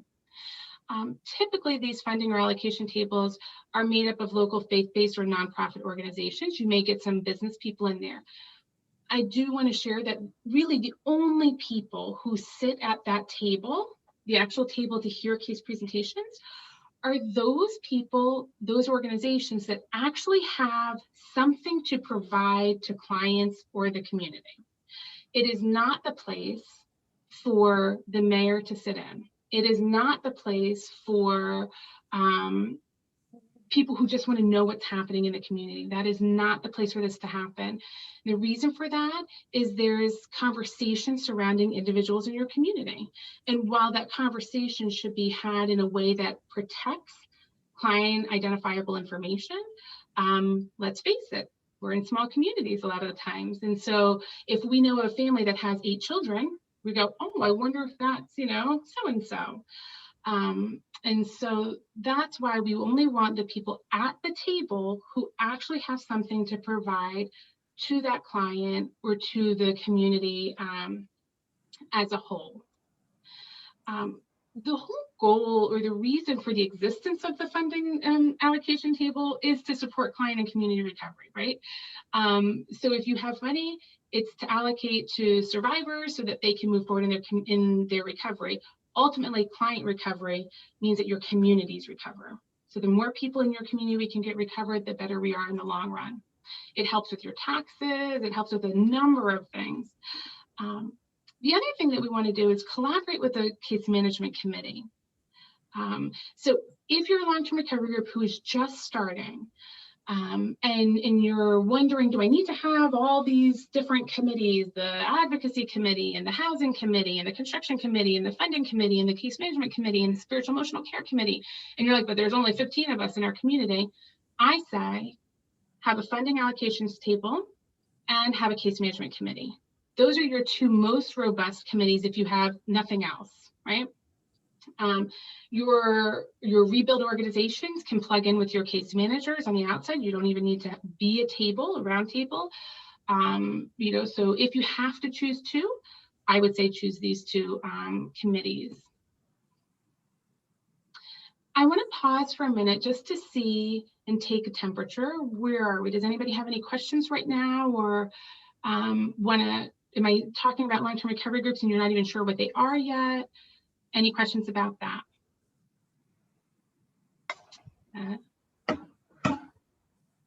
Liz, I have a question. This is Sure. Sonia. Hey, Sonia. What do you suggest for those who are doing disaster case management and may not have a functioning long-term recovery group? So there's a community where case managers are working and there's not a functioning long-term recovery group, or there's not a long-term recovery group. Is that what you're asking me? And then how should case managers navigate that, or what should happen? That's a really good question. And that happens a lot of times, especially in our more rural communities, or communities where they maybe feel like nobody wants to step up and take leadership position within it. I would encourage then those case managers, if there's other case managers in the community, to start working on their own together. So meeting on a weekly basis to connect about who is it that they're working with, what are the needs that they're seeing in their community, what are some of the resources they may have.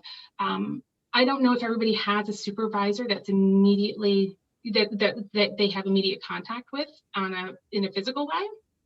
And so sitting down and being able to have those conversations with other case managers is really important. What I would also encourage to happen is the leadership over those case managers should connect with other organizations or nonprofit organizations in the community to see how they might be able to understand what recovery is looking like in their community, or lack thereof, right? And what it could mean if there's a long-term recovery group, how it could expedite recovery in your community, right? And so that's really important. So it'd be reaching out to your local nonprofits if they're around, your houses of worship. Those are really great people to involve in your long-term recovery group. Any of the animal clubs, your Elks, your Kiwanis, your Moose, your Knights of Columbus, your Rotary Club, those are great people to get involved with as well. Oftentimes they have a lot of funding that they might be able to allocate in different ways, but aren't aware of how to make that happen, right? And so what if we can convene all of those people in one spot and again, just maybe have a funding table and a case management committee? Does that help to address your question, Sonia? It does, actually. Thank you. Sure, no problem. Does anybody else have any other questions before we kind of move on? All right. And I know I'm from New Jersey, and so I talk really fast, and especially when I get passionate about something. So if I'm speeding through, just let me know. I want to talk about the collaboration between a funding table or the allocation table and the case management committee. This is really important. In order for your funding table to function well, it has to have an understanding of what's actually happening in the community. And the best people who have their thumb on the pulse of that are your case managers. And so you want to have a conversation around what will case presentations look like for your funding table? What kind of format are you going to use? Is it going to be a virtual presentation? Are you going to be in person to have these presentations? Are you going to have a tool for them to use? Maybe some of you are new to long-term recovery group and don't have a case presentation tool. If that's the case, you can email me and we can have a conversation about that. But that's really important. The reason you want to have that conversation with the disaster case management committee and the funding committee is to be able to, or the funding table, not the committee, but the table, is to help understand what is it that the case managers are doing beforehand, so that as the funders, you have confidence in what is they're bringing to the table. The conversation that you all have is really helpful to understand what the funders' guidelines are or what your requirements are. So as case managers, in the olden days, we used to say that the funding table, the allocations table, the unmet needs table is the place of last resort. Right? I'm sure those of us who've been this for a while, that was the mantra for a long time. And I like to push back on that a little bit. Case managers are working with a large number of clients. And oftentimes it is not it's not most effective for them to be able to, for them to chase down various organizations through phone calls or emails. So what if all of those funders, those service providers were at one table where I as a case manager could come and bring all of my clients' needs to one place? How much more effective would I be with my time? How much more efficiency would I have? And so I encourage you as the funding table to have each one of your organizations that are present at that table create a guideline and an understanding of what it is their organization does. Do they have a cap on how much funding they're willing to contribute towards a person or a household's recovery? Is there certain requirements for yours? Do they have to be veterans? Do they have to make under a certain amount of money? Do they have to be a certain number of people in the household? Do they have to speak a certain language? What are those requirements? The reason those are helpful is it gives me, the case manager, the opportunity to be able to create my case presentation in a way that helps me to, I'm most likely to get whatever that need is met, right? So I'm going to be preaching to the choir as I share my case presentation. And that's what I want to be able to do. It also is a good use of time, friends. If I, the case manager, am coming to a funding table where nobody is going to be able to fund this project for various reasons, or these needs for various reasons, and I know that ahead of time, then I won't even bring it to the table. If I bring it to the table because I don't know what your guidelines are, I'm going to waste 10 minutes of telling you about a client that you can't help. How is that good time for you? How is that good time for me? It's not a good use of our time. So that's why I want to be able to do that. Also, like I said before, case managers already have identified what those needs are in the community, which may be different than what the funders had originally gotten into this thinking, right? So maybe when these funders were applying for, seeking grants, they had one need in mind that they were looking to assist with. But through conversations with the case management committee, they're able to understand there's actually a large need for this particular item, right? And so if there's 3 other funders at the table that are willing to fund X over here, maybe you then can fund Y over here. And you can go back and have a conversation with your with the organization that gave you the grant for you to be able to adjust that. And so now you can meet needs that weren't going to be met before, right? I'll give you an example. here in New Jersey after Sandy. An organization came in and they had vacuums. Now, people didn't have homes, right? Wash into the ocean, wash into the bay, completely gone, you name it, right? But this organization had vacuums and they wanted to get it out. And they came to the table and they said, we've got vacuums, we want everybody to have a vacuum. And then somebody said, well, where are they going to be putting this vacuum? They don't have a house to put it in, right? And so that's being resource driven, friends. There's a resource in the community and we need to get it out there. That's resource driven instead of client needs driven, right? And so talking to your case managers, we might be able to say, we don't need vacuums right now because most of the clients that we're working with don't have homes and they don't have anywhere to place that vacuum or whatever that particular item is that you have. So is it possible for you to come back a little bit later to have this conversation with us, right? So it's really important to have this continuing dialogue between these two committees. This is a little fun group over here in Texas when I was in, oh goodness, why is it escaping me? Houston area. This is the funding table and the case management committee coming together and having these conversations, right? So they came together and charted and worked in groups and stuff like that. And they came up with some really great guidelines for their funding table. Case presentation. So this is really important. I think this is where those who are represented in the long-term recovery group and case managers can really understand how it is that we do the work that we do. The case presentation is to be really simple and concise and to the point. If I have to share a long, drawn out story about my client and all the things that they're going through and really try to pull on your heartstrings to get you to fund my case or to provide that resource, I may not have a solid case then. And now I'm only working on your heartstrings instead of your head and your heart, right? And we want to be good stewards of those donated dollars. We're going to take a look at what a case presentation tool looks like. Again, this is UMCOR's case presentation tool. It's very simple compared to some funding table case presentation tools I've seen in the past. I think simple is better. I've worked and been to a lot of disasters and long-term recovery groups, and sometimes funders forget that they are not the case managers, that they don't need all of the information. They don't need copies of tax returns or household budgets or, whatever it may be, right? They may need access to verification for their particular need. If you want rental assistance, then they need to see the lease agreement and they need to have the landlord, right? That makes sense. All right, cool, I can give that to you. But if you're providing assistance for rental and you're asking for their tax return, that's not your place, right? That's not, we don't need to be looking at that kind of information.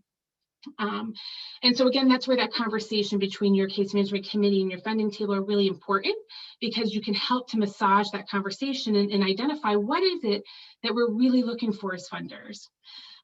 So section 1 is just basic information. Who is it that's presenting and what organization are you presenting at? Section 2 is we're talking about some risk assessment indicators, right? And so the service criteria, friends, is just every long-term recovery group is only working with homeowners or individuals, renters that are in their particular area, right? So if you're broken up by counties, it's within your county. If you're a CON, you're working with multiple counties, it's within your service area. Risk indicators are really important. So the more, as case managers, we understand, the more risk indicators that are identified, the higher priority that particular household becomes, right? And so if you see a lot of these things checked off, you as the funder may begin to understand the urgency of meeting this particular need for this client, right? The case manager will indicate what type of releases were obtained, so you as a funder can have confidence that they have a release of confidential information. The rights and responsibilities is a tool, is a form that case managers use that help to manage expectations for the client and the case manager. So it says, client, this is what you can expect from our partnership, and here's your responsibility within our partnership. Case manager, this is my responsibility, and here's what you can expect. Here's what I can expect from you as a client. You can also add other releases. So if you've obtained the FEMA written consent, that might be important for you. You want to indicate that there. And then the verification that's been obtained. So I verified this person is who they say they are. I have verified that they do have a financial need. You can ask, how did you verify that? Thank you, that's a great question. I verified that through their tax return, their bank statement, their stub, their pay stub. I've done a household budget with them, and I have, through all of those, have come to the conclusion that they would not be able to recover unless we help them, right? I verified that they're that this is their primary residence, and if you need some documentation, I'm willing to provide that. So you as the funder at the funding table can have confidence that if these are checked off, the case manager is affirming when they sign this document that all of this stuff is true and accurate to the best of their knowledge. Okay, and that's key, to the best of their knowledge, because Liz lesson, it wasn't until I was about to go to a funding table that I had done all my due diligence as a case manager. I had verified their income and their assets. I looked at their tax return, all that good stuff. I ended up having another conversation with my client before I took it. I said, hey, John, we're going to get to go. I'm going to be taking you to the funding table. Before I do, I just want to verify a couple of things again. Even though I've already done it, I want to have that conversation again.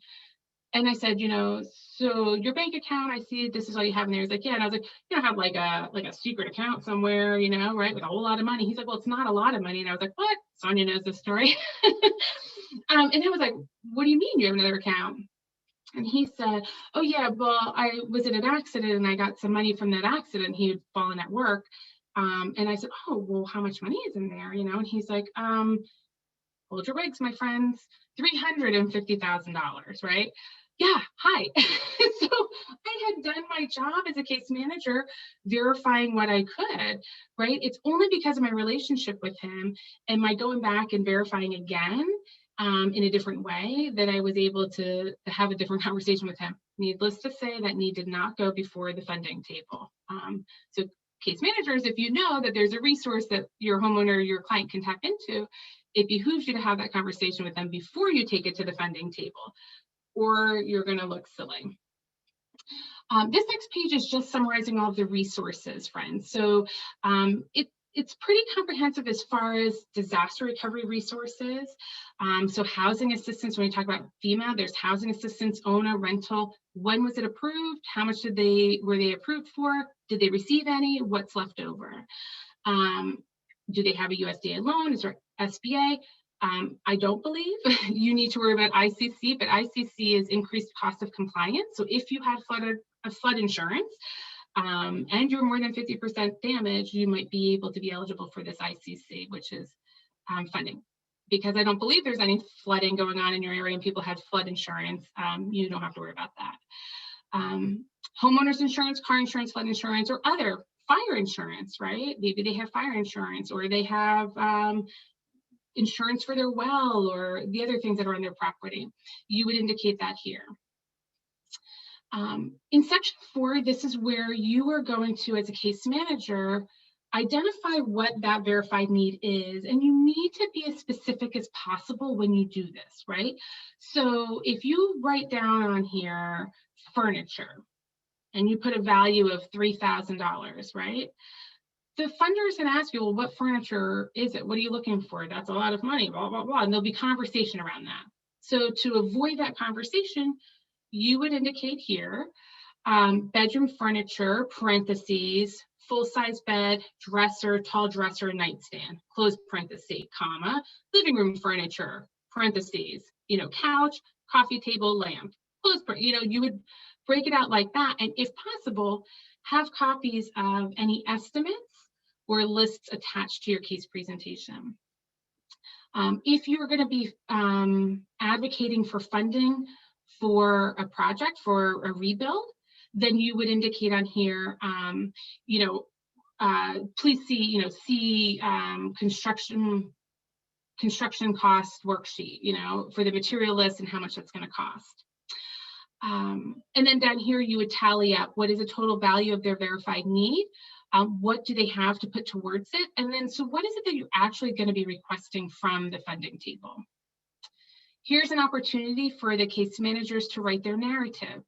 You really only need to write in the narrative things that are necessary for funders to know that can help them make a decision.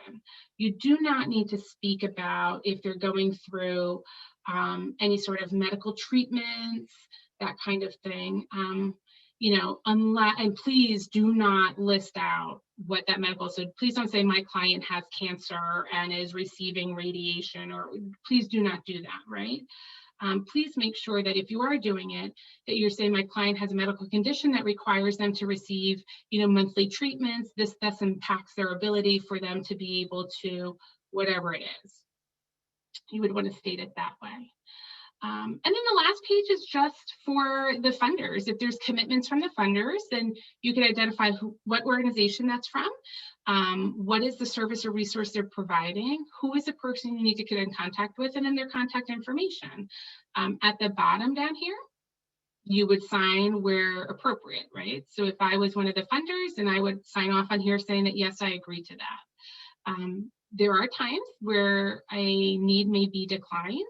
And it could be, usually it's because there's lack of verification. So you, the funders, didn't feel that that case manager did a good job verifying things. That happens, case managers. So we want to make sure that you go in there knowing that you have verified everything. You know that client's story, and you understand how this need is going to move them forward in recovery. So that's our case presentation form. I'm going to pause there just to see if there's any questions or thoughts about that before we move on, or challenges to that. Hearing none. All right, my friends, I'm going to keep moving along then. All right. So what drives funders' confidence in you, the case manager? It's that your needs have been verified, and so have those resources.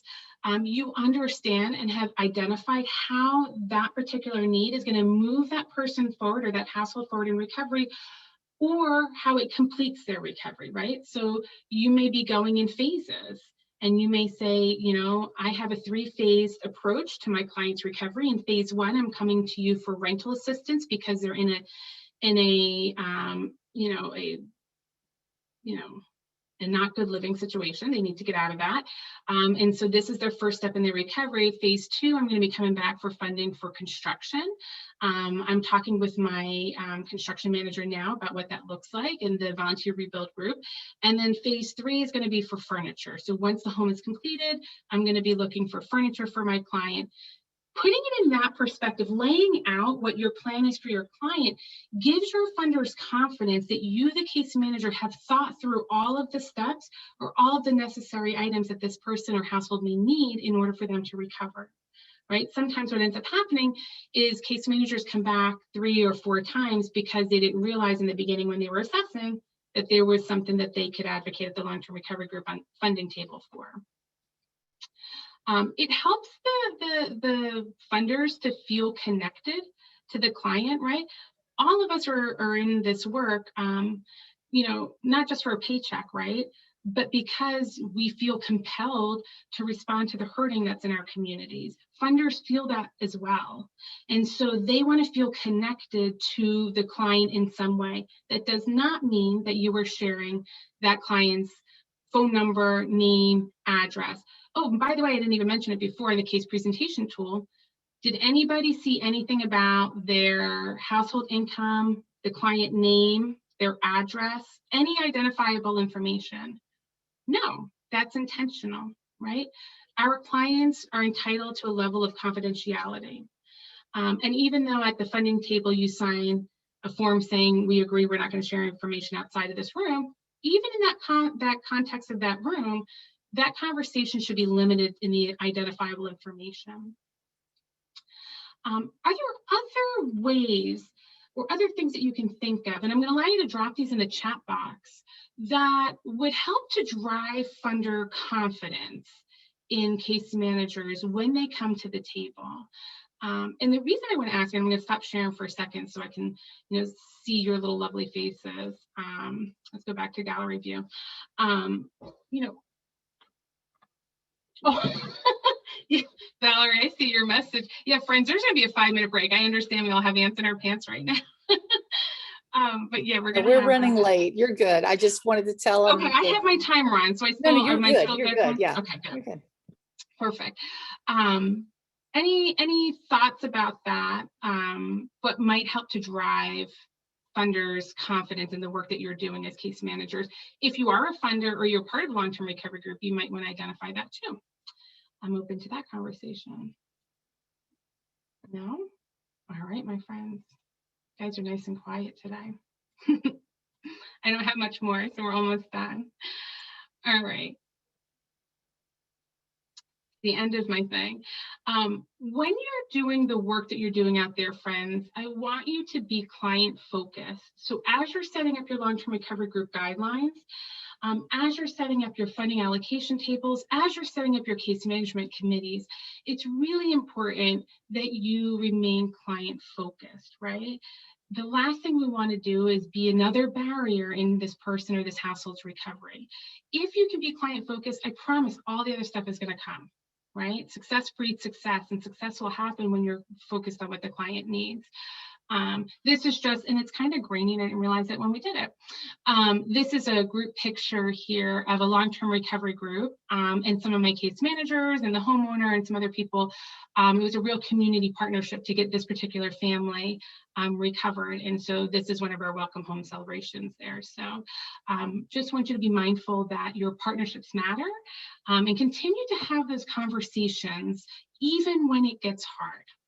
Even though you don't want to see that person, continue to engage in that conversation, because that is what's going to help your communities recover better, stronger, and more resilient for the next time. All right, my friends, thank you so much for allowing me to be with you guys again. I'm going to turn it over to you, Valerie.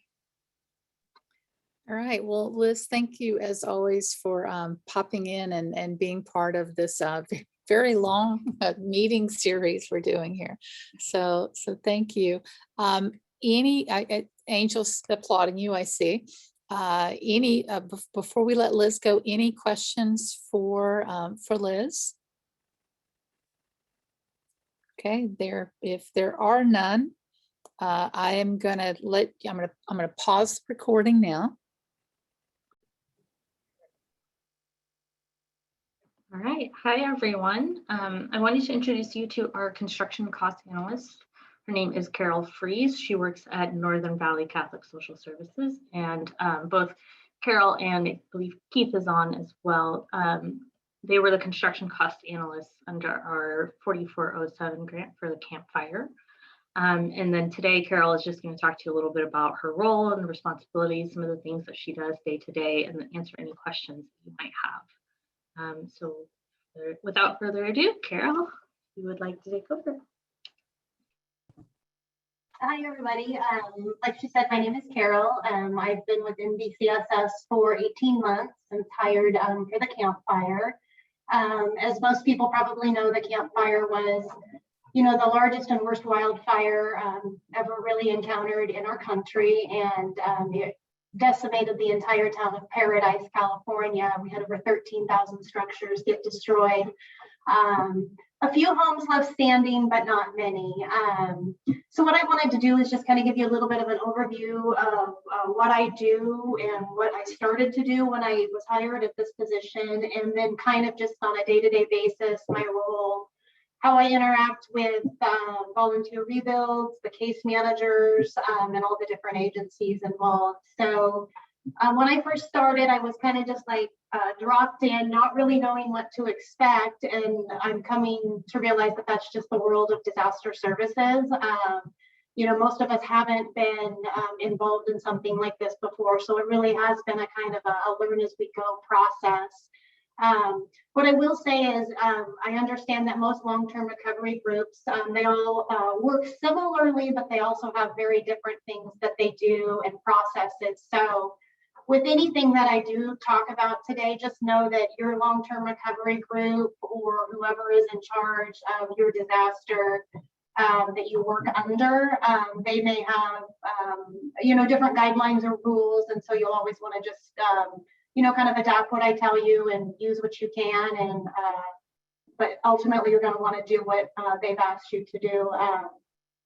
So really, when I first started, the first thing to kind of learn and get a gauge on was we had not only the town of Paradise in our disaster, but we also are within Butte County. So we had the town and the county, both as jurisdictions that we had to deal with. And the first step was really, as a construction cost analyst, was to determine what each one of those jurisdictions was going to require of the client, the homeowners, for anything on their property, whether it was rebuilding, repairs, septics, what you name it. And so it was understanding the framework in which those jurisdictions work. And my job was to then communicate that and train case managers so that they understood that process. In our particular disaster, the town of Paradise was the largest municipality on the west of the Mississippi River that was still on individual septic tanks. And so when you talk about 13,000 properties being destroyed, it doesn't, it's pretty simple math to realize that that's a lot of septic tanks. So no community septic, no community sewer. So in our disaster, the things we had to work through were septic tanks, and majority of them damaged or destroyed. We also have a jurisdiction in which most properties, though they may have been surveyed in the past, the way the town was developed over time, parcels just kept getting split.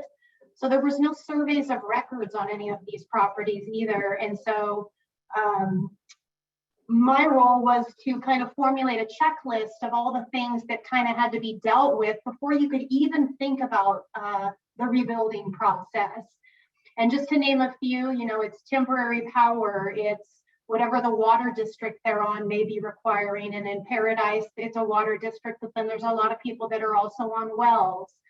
It's the septic, as I've talked about. It was surveys, debris removal, which was the first phase. And then here we are 2.5 later, and we're just now finishing up the official tree removal program. So my role was to really come in and figure out the steps in which things needed to happen, and then to be able to train and communicate that to our case managers so that they could provide that information to their clients.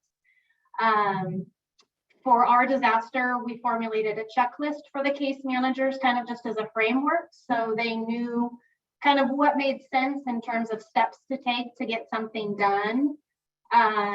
Along with that checklist, compiling any resources that I or Keith could compile into an easily explainable format with hyperlinks so that clients and case managers would have an easier time accessing it. What I basically, kind of the way I sum up my role is like a construction social worker per se. The case manager is always the first point of contact for the client, but I kind of then step in as the construction social worker. Having the construction insurance, real estate and lending background, I found that the kind of advice and information I could help clients with, the hat may change daily as to what I might be able to help somebody with, but ultimately anything regarding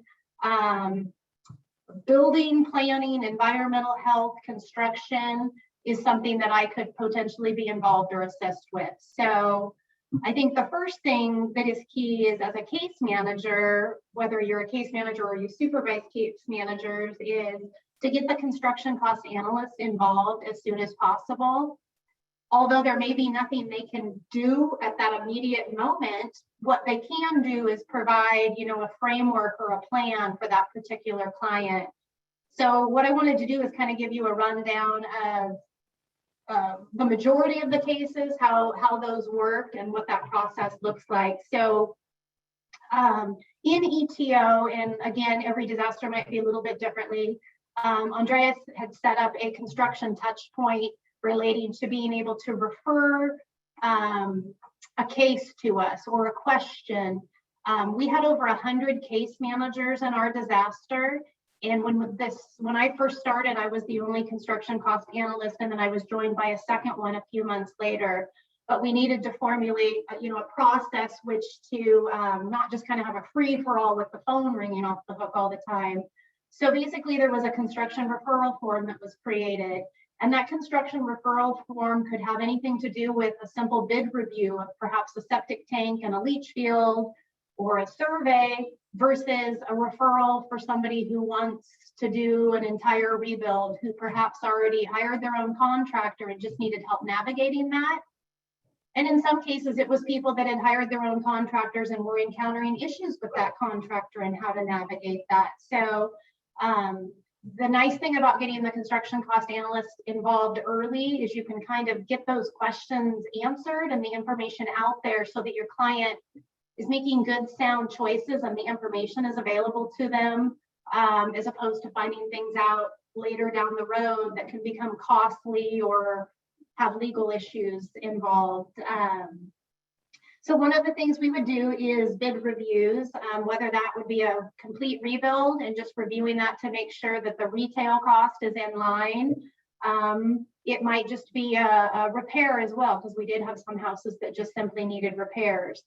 Our approval of all these bids was used in conjunction with the process that our long-term recovery group had set forth to get funding for any of the projects. So our long-term recovery group had two different funding systems set up, but it still does.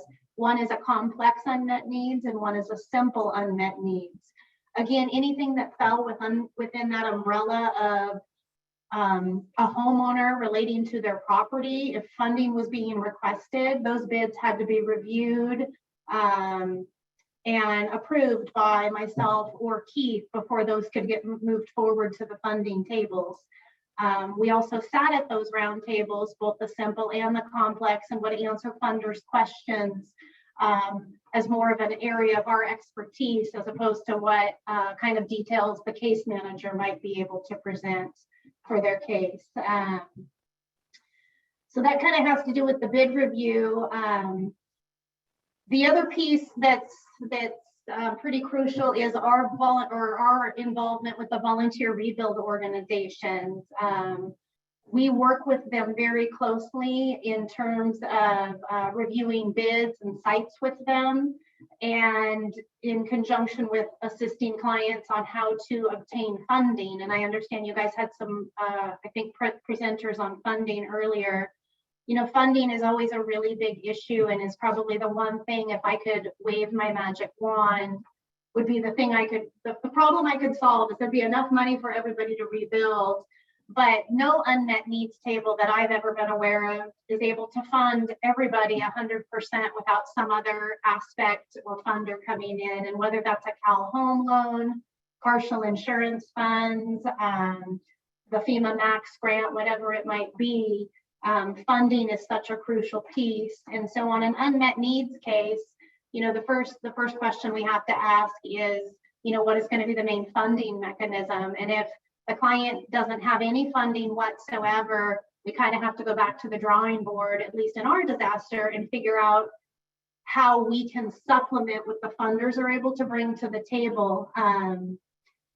Obviously we're in California where the cost of building has skyrocketed, not just 10, 20, 30%, but let's say probably 300% over the course since our disaster occurred. When you take a piece of OSB that cost $7 at one point and now it's close to 40, we're talking about substantial cost increases. And so funding is key, and it's not just what unmet needs can do, it's also what the client is either able to pull together through a Cal Home Loan, insurance funds, or the FEMA funds. So that's a pretty crucial piece. But in terms of how we take a case forward, once we have an idea of what that funding piece might look like, I wanted to just kind of give you an overview of what kind of the perfect ideal scenario would be, is that I would take a referral from a case manager, and that might just started with a phone call a few months ago, maybe asking about a septic tank. The way I like to handle my cases, especially if I know it's going to be a rebuild and it's somebody who's not going to relocate, is I like to start, and COVID had a direct impact on this, is I like to start with a 3-way phone call. Pre-COVID, that would have been done in person. But I like to start with a 3-way phone call with the client and the case manager. And there's a variety of reasons for that. One is a lot of information gets lost in translation when it goes to the case manager because they're not usually an expert in construction or a lot of the pieces that the construction cost analyst is used to dealing with on a day-to-day basis. So it allows us to all be listening to the same thing, hearing the same things, and then formulating a plan. So I would start with a 3-way phone conversation. And prior to that conversation, I usually reach out to whatever jurisdiction, whether it be the county or the town of Paradise is involved. And I find out exactly what they might have on record for that property, what the septic tank could accommodate in terms of size of home and number of bedrooms, whether there's been a survey done on the property. I kind of do my homework on the property itself. Then when I have that 3-way conversation, I can talk to the homeowner directly about all the things I learned. Because in most cases in our disaster, what the county or the town had on record was very different in most cases than what the client actually had. We live in an area where it's mountainous and pretty rural in areas, and a lot of people would make repairs or add to their home, and there were never permits pulled for those things. So part of our job is to verify what the jurisdiction had on record for them. Then during that 3-way call, based on the client's needs and their ability to kind of move forward, I formulate a plan specific to that client. That particular client may only be able to handle right now a referral to a septic company and dealing with getting their water reconnected or maybe temporary power. And so it allows me to gauge with every client what their needs are at that moment. From there, what I like to do is, because all the communication does go through the case manager, is once that phone call is over with, I formulate usually an email with steps that the client is to be taking. And then the case manager directly follows up with the client, and they have a time frame on which they will check back in with me on. That way, you're taking this huge piece, which is a rebuild, and just breaking it down into little sections that the client feels that it's attainable, and they can handle those little steps. And some clients, perhaps the list is much longer because they have already been able to manage so much of it on their own. From that 3-way phone call, if it's appropriate at that time, I will also set up a site inspection. And if we do a site inspection, again, the case manager meets us there as well, and we try to meet the client, the case manager, myself, and then if there's any kind of, a lot of the clients are so vulnerable. If they want somebody there to assist or take notes or just be someone else to hear, they're welcome to join us as well.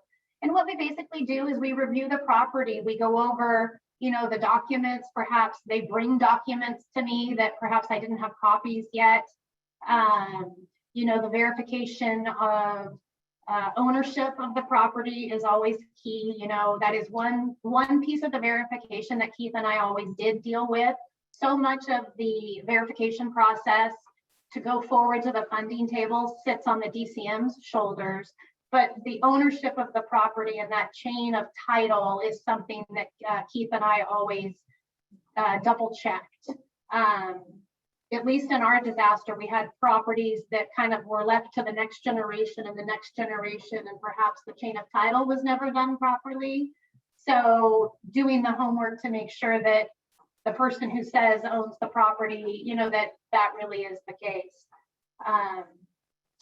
If we do a site visit at that time, again, it's the same thing, giving the case manager and the client a to-do list of things that they can tackle.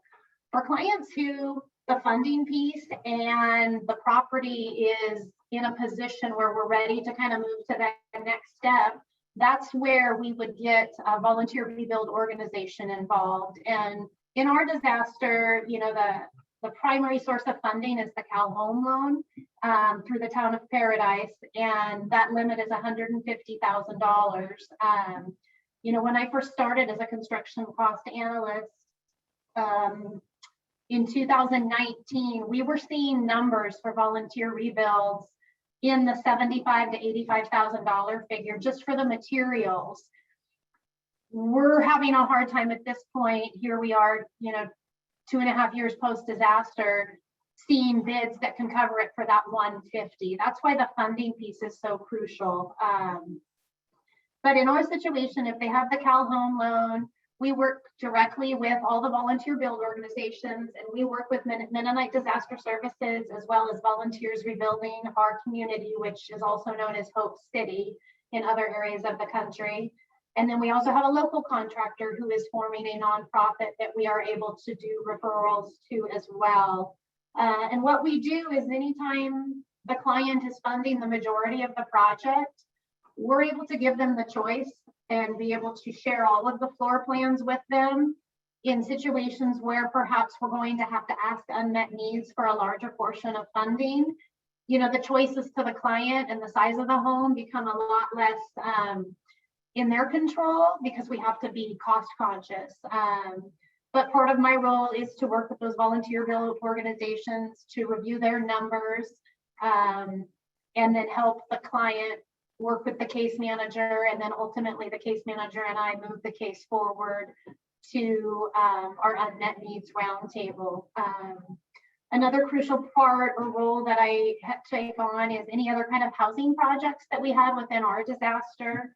We had Samaritan's Purse who gave a generous donation, and we were able to manage, and we're still in the process of, but house 42 families in single wide manufactured home units. And so we've been working with that project as well.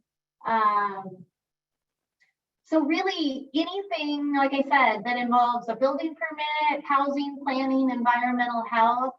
If you have a homeowner, one of those questions is going to come up. All of them might come up. And the sooner you involve your construction cost analyst, the earlier you're going to have a plan set forth for your clients.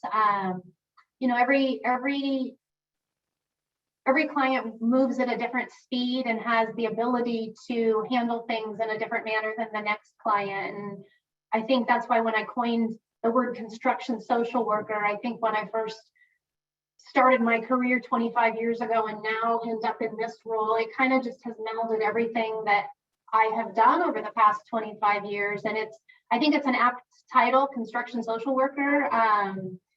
And really in a nutshell, that kind of sums up what I do and how I help. I think the key is just to involve and not be afraid to talk to your construction cost analyst if you have access to one.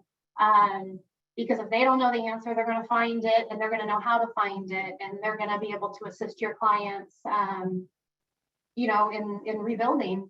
And if not rebuilding, even relocating or anything else. So I know that's a lot of information. I wasn't quite sure how pointed to make the discussion, but just wanted to kind of give you a brief overview of how I've kind of adapted the role, because the role is very different from kind of what the job description says. It's kind of, you jump in and you figure out where you can help. So questions? Carol, you did a great job. You did a wonderful job in terms of pointing out that, we are, in a sense, the term you used was perfect with regards to a construction self-analyst for themselves. And it's amazing. I mean, people just need a handout, and you guys as what do I want to call it, case managers, you guys are doing a great job in terms of doing all that. We're an assist for you guys, and it's phenomenal what you guys do, and we're a handout to you guys and also your clients. Thank you, Carol. Any other questions for Carol? I know we have a comment, Carol, in the chat. Sean had asked, was, I'm assuming it was a simple funding calculation based on how much money was needed for the unmet need.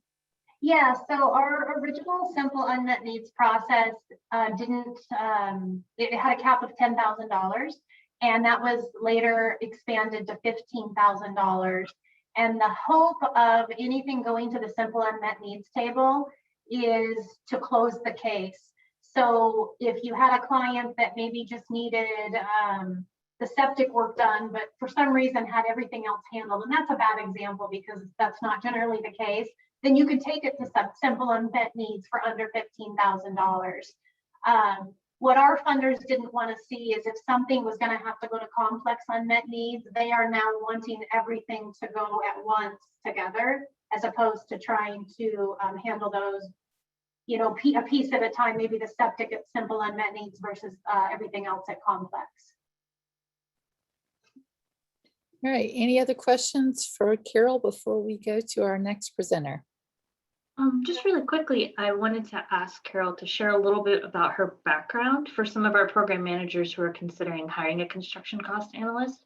What are some of the skills that they should be looking for? And I know it varies from county to county, but just overall. Well, so when I saw this job description first come up, I'd been at my former job for about 6 years. I was in residential mortgage lending, and the job description talked about a knowledge of insurance, construction, you know, it talked about SBA loans, everything that we deal with that kind of is nebulous out there. And for me, my background is very varied.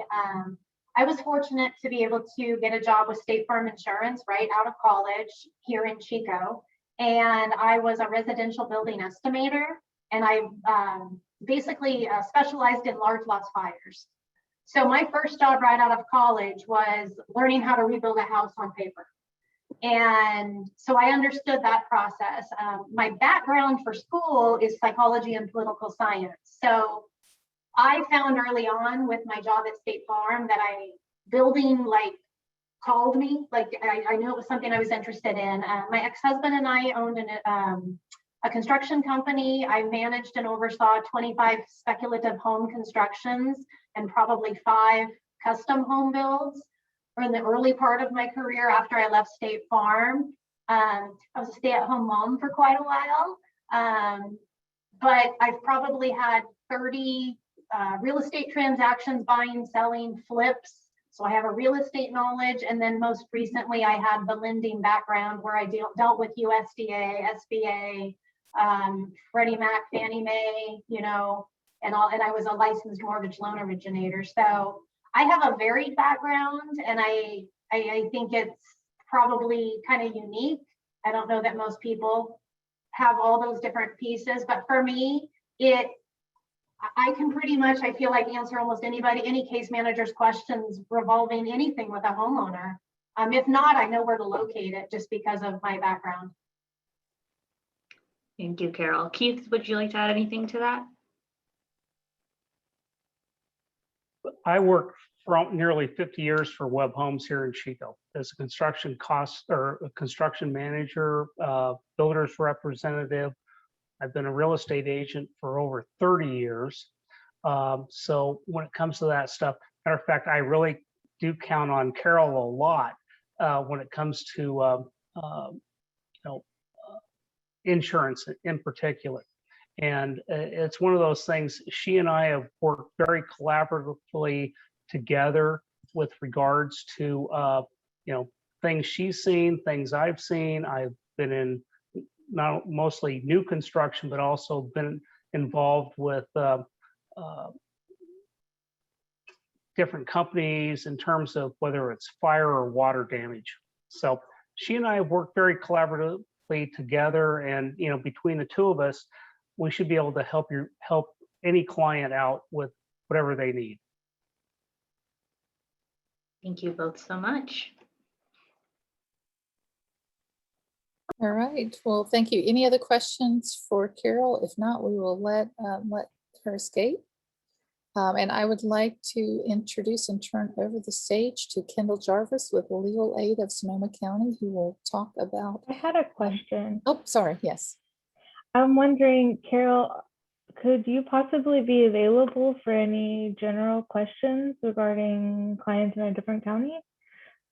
I probably can't address like client specific questions. If they're just like questions, you know, I'm sure I could be of some assistance, but you know, I would really kind of send anybody back to their local building jurisdictions probably to start with. And Okay. hopefully you get a construction cost analyst on your particular disaster that you are able to utilize. Our disaster is so large that and now Keith is on a new one. It would be hard to try and manage so much, not knowing the specifics of your county or your jurisdiction. Yeah. Okay. Thank you. Thank you. Thank you, Carol. All right, I'd like to introduce Kendall Jarvis. Kendall, you are welcome to share the screen if you want to, or just speak, and I'm gonna make myself disappear now. Thank you, Valerie, and thanks everyone for joining. We hope this is super helpful. I know that there are so many questions and it's hard to identify exactly what questions you have, what questions your client should have, etc. So first I'm going to introduce myself, then give a little brief background in general, and then always feel free to put questions in the chat. I'm happy to stop and answer those. And then I'll do a little FEMA / SBA / how to save your client and help them recover repertoire. So first, as Valerie said, my name is Kendall Jarvis. I am the lead disaster relief attorney for Legal Aid of Sonoma County. Legal Aid of Sonoma County I started the disaster relief program with our executive director, Renee Rubinoff, in 2017 after the Sonoma Complex fires, which were shortly before the Butte fires. And obviously since then, we've had a number of additional fires, and in our community also floods. So we've seen, and then COVID to top it all off. So we started with the idea of simply engaging in ROC, which is basically our COAD, or Community Organizations Active in Disasters, their umbrella corp, as we call it, but it's not really a corporation, it's obviously a nonprofit. Recovering Our Community is supposed to be the sort of agencies involved with all of the resource and referral programs related to recovery. Us, probably like everyone on this call, not everyone, but most people on this call, were not entirely sure how that was going to unfold. We theoretically had a plan of action as to how that was supposed to unfold, but actually how it unfolds in practicality becomes kind of a different issue / situation or scenario. And one thing that became very apparent very quickly is that 85% plus of people are underinsured. The cost of construction rises in any disaster area purely because it's a disaster. The on-the-ground people left to deal with that have limited financial resources to fill those gaps, and that the most important thing is understanding the rights associated with recovery for your client, and then also with what is available in your community / throughout the state to help them recovery or help in their recovery. With that said, I think that it's important to note that there are sort of two main goals to recovery, and people don't often look at it this way, but it's an important thing to sort of see from an overall perspective. One is financial, right? That's generally first and foremost on people's minds, whether it's an immediate need for housing, food, etc., personal property replacement, whatever, or a long-term need. But the financial piece is obviously huge.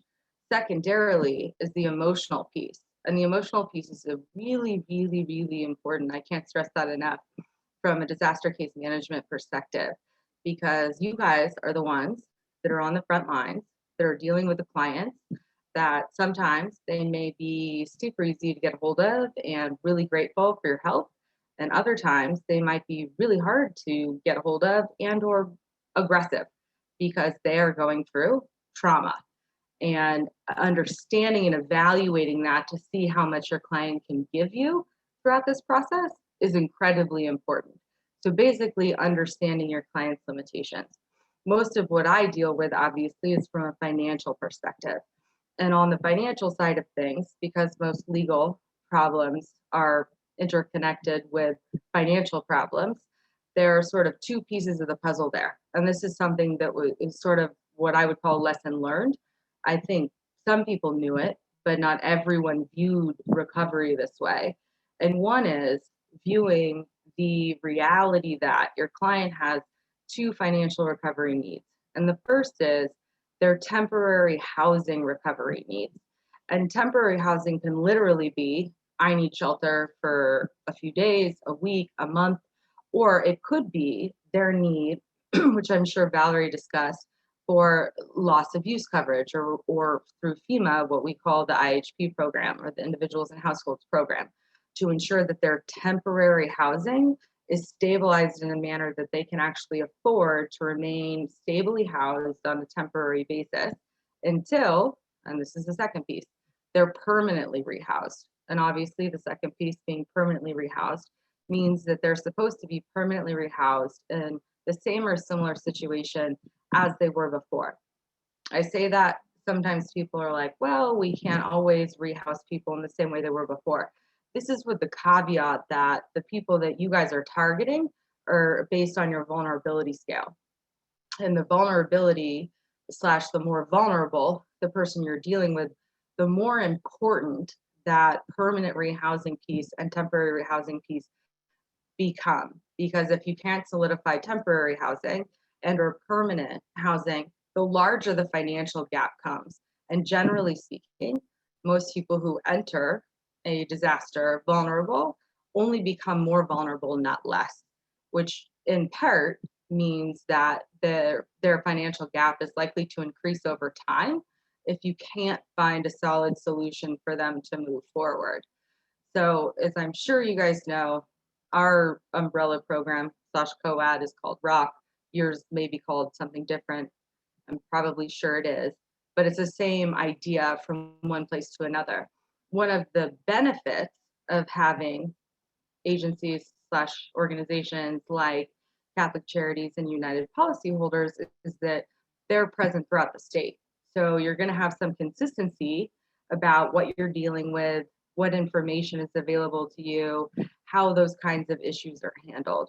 So it's important to attempt to hold that in the background. You know, you have this structure that is there, willing to work with you and has information from other disasters. Use it. It's super, super important. I express a lot of things, but I can't express that enough either. It's really important to talk to your counterparts, talk to other DCMs in Catholic Charities or other places that you know DCMs are, purely because a lot of this stuff is learned from experience, basically.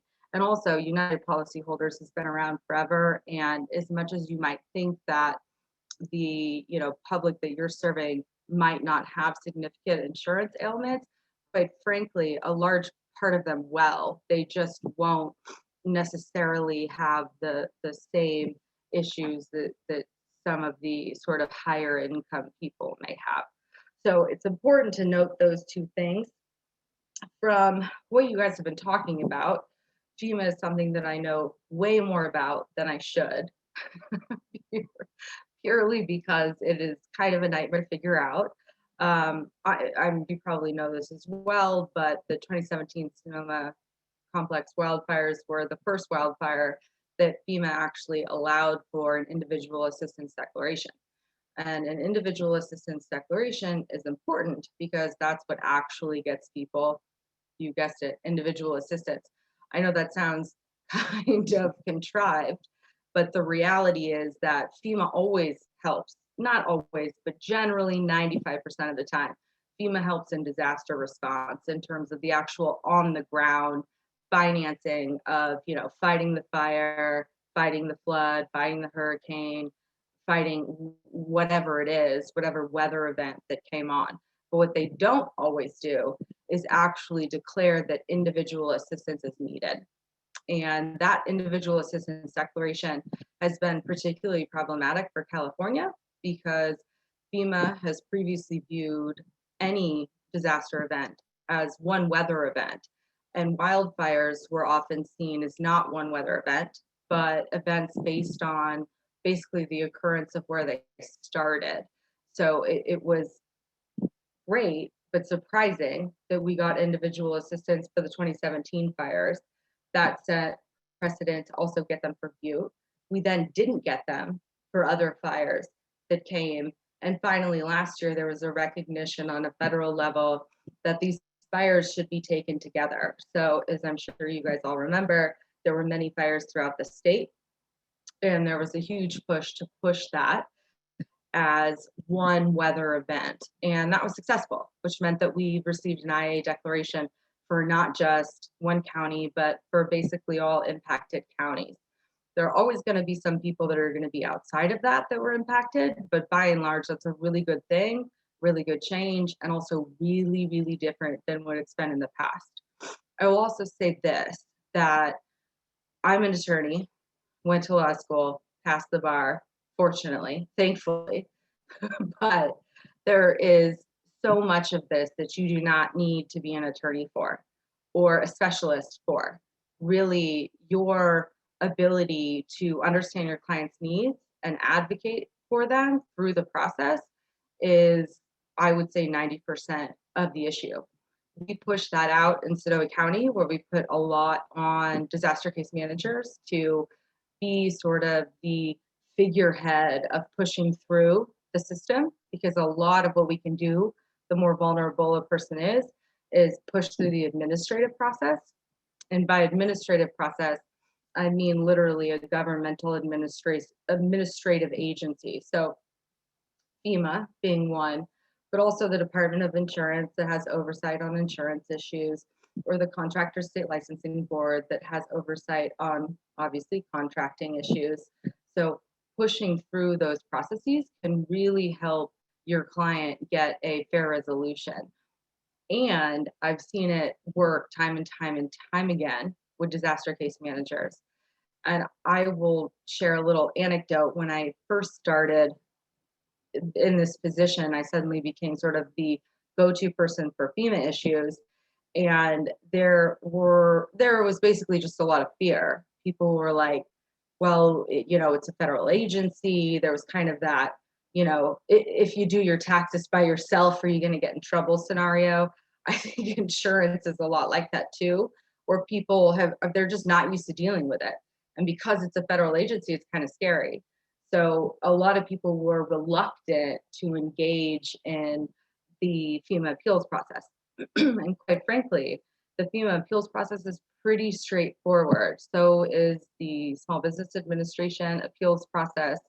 The other needs is, the third party to FEMA. So I think you're probably given this overview, but just to clarify, FEMA basically has 3 programs once you have an individual assistance declaration. The first is the individual assistance, or the IHP program, which is called the Individuals and Households program. That program is basically available if you have outstanding unmet financial needs. One thing that's important to note about that is that FEMA automatically, and this is true of most governmental agencies that provide benefits, they will reject anyone who's insured. In some areas, that kind of makes sense because generally your insurance catches up with what your need is. Not always, but California is a little more problematic in that sense, meaning that a lot of people here will be insured, but they're not going to be insured for the need that they're insured, which makes FEMA support so much more important than we originally expect it would be from a survivor standpoint. So the more vulnerable you are, the more realistic that is. So for example, as I said, around 85% of people are underinsured to some extent. But when you're talking about someone who owns a mobile and manufactured home, which we saw extensively in Butte County, that is basically 100% of people. And I'm exaggerating a little bit, but basically everyone's underinsured. And they're underinsured on 3 levels: 1 from a temporary housing need, 2 from a personal property need, and 3 from a dwelling replacement or recovery need. So that means that their need to have FEMA assistance becomes even that much more important. We saw this also in Sonoma County, but obviously the Butte fires affected roughly 4 times the amount of people that were impacted here. So it's a little bit different, and a lot was learned from that fire. In terms of what FEMA can provide, it's important to identify that at the get-go, because the temporary housing piece is incredibly important. So you may run into clients who own a mobile and manufactured home, and they're insured, and it seems like, well, they're insured, so that should be fine. But in reality, the average additional living expense cost coverage, or really what is temporary housing coverage, or the money available to temporarily rehouse someone while they're being permanently rehoused, or their home is being rebuilt or replaced, is incredibly small. So if you had a really good policy in Sonoma County, for example, on a mobile and manufactured home, you maybe had $20,000 available in temporary housing. And while that seems like a good number when you start, right? Like if you're just viewing it on your declaration page, the reality is that the cost to rehouse someone increases in a disaster for starters. And in California, it's already really large. So that $20,000 is really not going to keep you for very long. And when you add to that you have to include first class and security, and the average rent is $2,000 for a 1-bedroom, suddenly that gets you less than 6 months of temporary housing, which means if your client is not rehoused within that 6-month period on a permanent basis, like if you can't replace their house permanently within 6 months, which in my opinion is an insane thing to do, possible, but insane, and pretty unlikely. That means that after that 6 months, every month that your client stays somewhere else, they're either going to need temporary housing assistance from organizations like Catholic Charities with a rapid rehousing program, or other unmet needs, or basically you're going to need FEMA assistance. And the reason that I bring that up in the context and explain a little more than maybe seems necessary from a FEMA standpoint is because FEMA takes some time. So if your client is denied eligibility for FEMA off the bat, there really needs to be a turnaround of that appeal as fast as you can. And most people think when they read that letter that says you're not eligible, that means you're not eligible, as in you'll never become eligible, not you can appeal it. And basically anything, any decision from FEMA, whether it be an acceptance or a rejection of eligibility, or a value determination, or a view of the site, and they find something that the client doesn't agree with, almost anything can be appealed. So it's worth it to appeal that. And in the context of temporary housing, it becomes super, super important, because it's literally the difference between the individual's ability to become permanently rehoused or not. If they don't obtain those additional benefits, as I said, they're just pushing into their additional coverage, assuming that they even have that available, right? And or whatever other services that they've found, grants or whatnot, to either make them more apt to become homeless and or make their financial gap bigger and their permanent rehousing impossible. So to appeal something from that perspective, it's really, really simple. Other people will not tell you that. It sounds scary because it's FEMA, but realistically speaking, it is very simple. There is brief information that needs to be included, like your name, your disaster number, your FEMA registration number, the loss address, your current mailing address, a description of why you're appealing. I'm appealing a denial of eligibility, or I'm appealing a denial of temporary housing benefits. And then an explanation of why you think they're wrong. And quite frankly, that was probably the hardest part for people to wrap their heads around, which was, hey, sure, I was denied because I had insurance, or because, the Red Cross temporarily put me in a hotel or something like that. But I don't have money after this.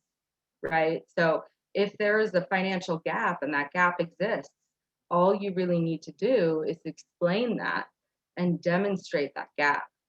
And from a FEMA standpoint, FEMA is supposed to be there for 18 months, basically, to support temporary rehousing needs. Insurance can last longer than that. At this point, it depends on what fire disaster you're dealing with, but currently in California, there's a 36-month, there's an ability, I should say, to get benefits from insurance for temporary housing for 36 months. So even if a client has, 20 grand and maybe they found a good situation where a friend is willing to just charge them, $500 a month to sleep on their couch. Well, ask yourself the question, is that $500 a month going to last for the 36 months that's allowed for temporary housing recovery in California? If the answer is no, then appealing that sooner rather than later is beneficial for your client, because as we've all learned, if we can't get the FEMA support we need, our only other option, right, outside of insurance, obviously, is to identify alternative grant resources. And I hate to say it, but there is a level of reality that there is disaster fatigue in California. So there may have been funds that were, pushed to the forefront early on, 2017, 2018, 2019. But at this point, we're really seeing a reduction in that kind of support, which means actually, and we're also seeing fires become more rural because there is a different way that fires are being fought, which on some level is a positive thing because there are less losses, obviously less loss of life. But on an alternative level, it also means that the more rural your client is, the more likely it is their home will be lost versus someone else. And it puts into question, the ability for FEMA approval and then the process through which you have to go. So keeping those pieces in mind, it's really important to identify the needs financially of your client upfront. Like, what is the value of your temporary housing? Are you housed in a stable manner? Meaning, can they afford the housing that they're in on a daily basis, let alone a weekly basis or a monthly basis? If they can't, then absolutely appeal FEMA. Whether they have insurance or not, it's important to know that either one of those scenarios are appealable. And similarly, the other part of IHP is supposed to provide for essential personal property. That term is a little vague, but it can be property that we need to survive, basically. And again, that's also vague. But what it basically means is, what does an average person think that they need if they were to spend the night in a home overnight, right? So it's not everything that you would need, but it is, your clothes, your toiletries. It is the ability for you to cook a meal and eat it on a plate with silverware. It is to have a bed to sleep in with sheets and, bedding and whatnot, and a pillow. It is to have a place to sit. So making those arguments becomes super important in a place like California, because there is sort of a disbelief that occurs both through the FEMA process and through the insurance process that it's insane that it costs so much to live here.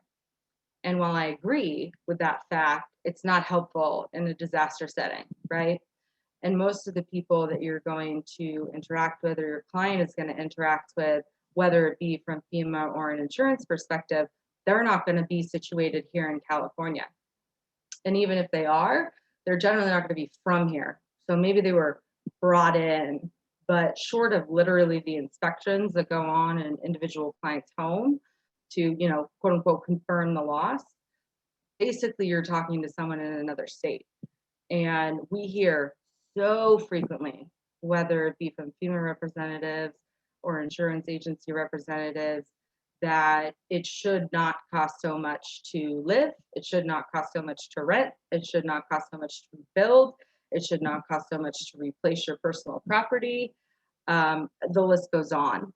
So having documentation to support the conclusion that that is a great idea and we wish it didn't cost this much to live here either. But at the end of the day, for example, if you have a client who lived in a home and they had no mortgage, let's say they lived in a manufactured home and they had just paid it off, right? And maybe they have, you know, $500 a month lot fees or something like that. And you go to FEMA and you say, or quite frankly, insurance, and you say, hey, you know, here's a similarly situated manufactured home. And the cheapest one I could find is $1,800 a month. And they say, that's ridiculous and insane because you were just paying $500 a month before. Well, that A, is an appealable issue.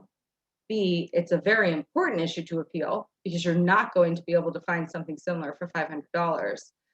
And C, the best way to go about it is to put that documentation back in their hands. So sure, here's the ideal place that you want to temporarily rehouse the client in. And you know, you're doing your best to keep the cost down. You're not being unreasonable, neither are they. But instead of showing them one, maybe you show them 3 or 4. And you say, hey, here's 4 leasing options. We've signed or we're ready to sign a lease for option 1, but here's 3 additional options. And all of those options meet or exceed the cost that we're asking FEMA to cover. Well, as long as FEMA can cover that cost on a monthly basis, meaning there is a sort of federal guideline that relates to what the believed average cost of housing is in any given locale. So there are some limitations. This year, I believe it's about 1540. I think it could have just increased because the June fiscal year generally increases it. So anyone correct me if I'm wrong, but it's somewhere around there in California. And so you can't go over that. But if you know, find a house that is 1650, let's say, and you're like, my client can afford 110 bucks a month, and FEMA, this is why we need this much money from you. It's a lot stronger if you go in showing that it's not just this unit you found, but it's the fact that there are additional units that are very similar that are in keeping with the same conclusion, that at the end of the day, this is legitimately what it costs to temporarily rehouse someone in a stable environment in, you know, same or similar locale and situation that they were in before. So I call that sort of being creative, but the reality is that it's relatively simplistic. Like, what kind of documentation would you need to be convinced of providing someone benefits over not? And that kind of stuff is super, super important in terms of IHP, individuals and households program assistance. Obviously, I already put my email in the chat, so feel free to email me client questions. I'm happy to help. We're happy to do this again.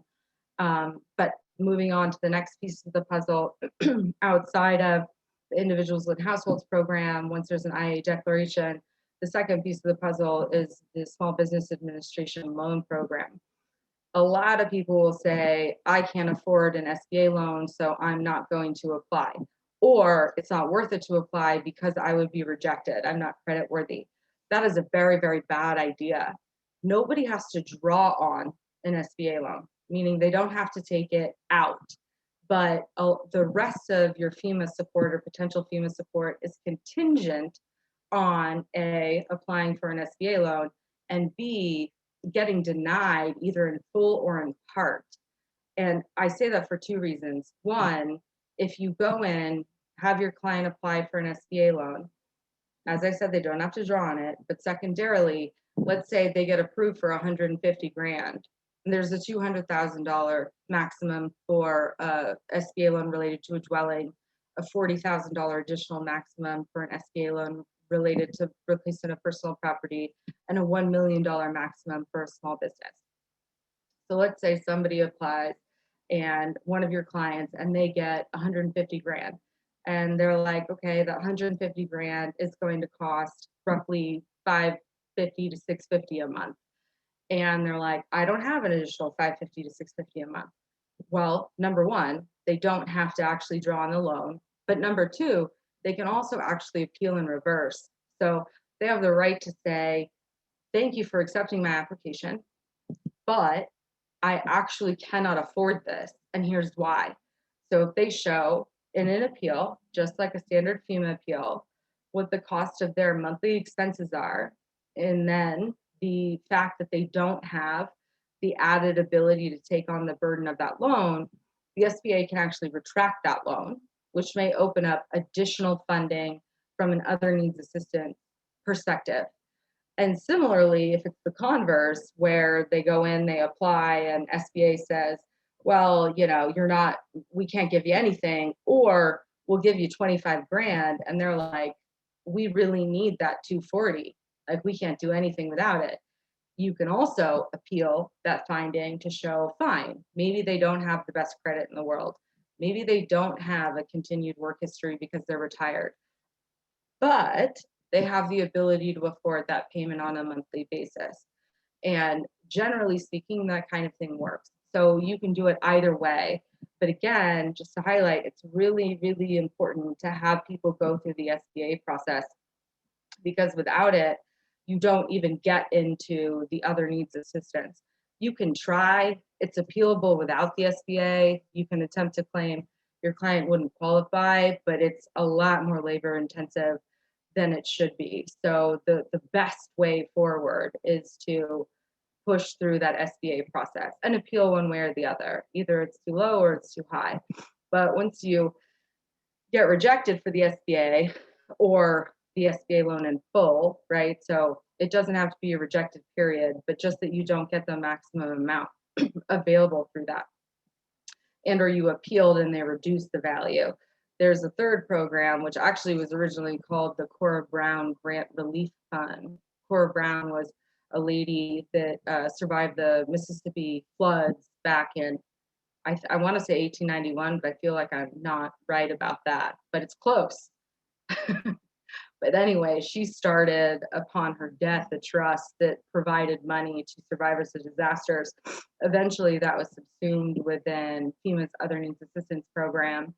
And now you can get other needs assistance that is, as I said, contingent on SBA denial in whole or in part, but it opens up an additional stream of grant funding to the same tune of $34,700. So it's a significant amount of money in certain areas. Obviously, I mean, we would all love for someone to give us roughly 35 grand, but again, it doesn't necessarily fill the whole gap. So through the Other Needs Assistance Program, you do have to identify what your client's needs are and if they're needs that qualify. Generally, lack of insurance qualifies, financial gap qualifies, but also I think there are other reasons to argue that you should receive or be eligible for other needs assistance. And with that in mind, two pieces of the puzzle to think about in addition are: one, there was a Disaster Recovery Reform Act that was passed in 2019, and that basically presented new regulations that FEMA is supposed to implement, for lack of a better word. Because of COVID, we have not had as much access to sort of the practical implications of what the DRRA actually does. But I bring it up for two reasons, or really three. One, it should do something, right? Two, it definitely opens the door for a client that is disabled to have access to additional money above and beyond the $34,700 for IHP assistance and the $34,700 for other needs assistance, which means that if your client has a need related to a disability, like they need a wheelchair or they need a wheelchair ramp, or maybe their housing is more expensive because they have to have, you know, certain accessibilities, that kind of thing, you can appeal on the basis of the disability, and in theory, get the help that your client needs above and beyond the maximum of that $34,700 for each individual program. So it's a good idea to keep that in your back pocket and to be clear in an appeal. I can also have Valerie send you guys out a sample appeal just so you know what has to go into it if anyone's interested in that, just to see how that kind of thing goes. And the other piece of the puzzle with the DRA is that there's supposed to be a right to more appeal consideration than there was before. Opinions vary on this a little bit, meaning some lawyers / policymakers read it as it's a pretty vast right to potentially require, demand an in-person hearing if an appeal is denied. But others read it as that is a more narrow possibility. I bring it up because I think it's something worth investigating. If any of you have that situation, I think it's worth, collaborating on, absolutely. And the other thing that I wanted to say too was that, as I mentioned in the beginning, using the administrative process when you have vulnerable clients is super important. And the reason for that is because if you guys don't do this work, if I don't do this work, if we all don't do this work, it's unlikely that the private bar is going to help people, because there is, I hate to say this, but simply not enough money available in most of these cases to make it worth it for a private business / private attorney to take these issues on. So what we find time and time again is that we really are the last line of defense. I can't tell you how many people I've talked to that are like, even in a situation where they were willing to pay a private individual to help them, that they were like, I can't find one. I can't find an attorney. I can't find a paralegal. I can't find a next door neighbor. I can't find anyone. So legitimately, that means that this is really kind of down to us. And the administrative process can be frustrating, but it is usable through FEMA. It's important to note too that any state legislature that is representative of an area where your client lives, if there is, a bad situation, for lack of a better term, where you don't feel like your client is getting the, treatment that they deserve kind of situation, or that something is openly not fair, you can, or your client can, reach out to the state representative, and they have an obligation to look into the agency dealings. So they literally are required to investigate.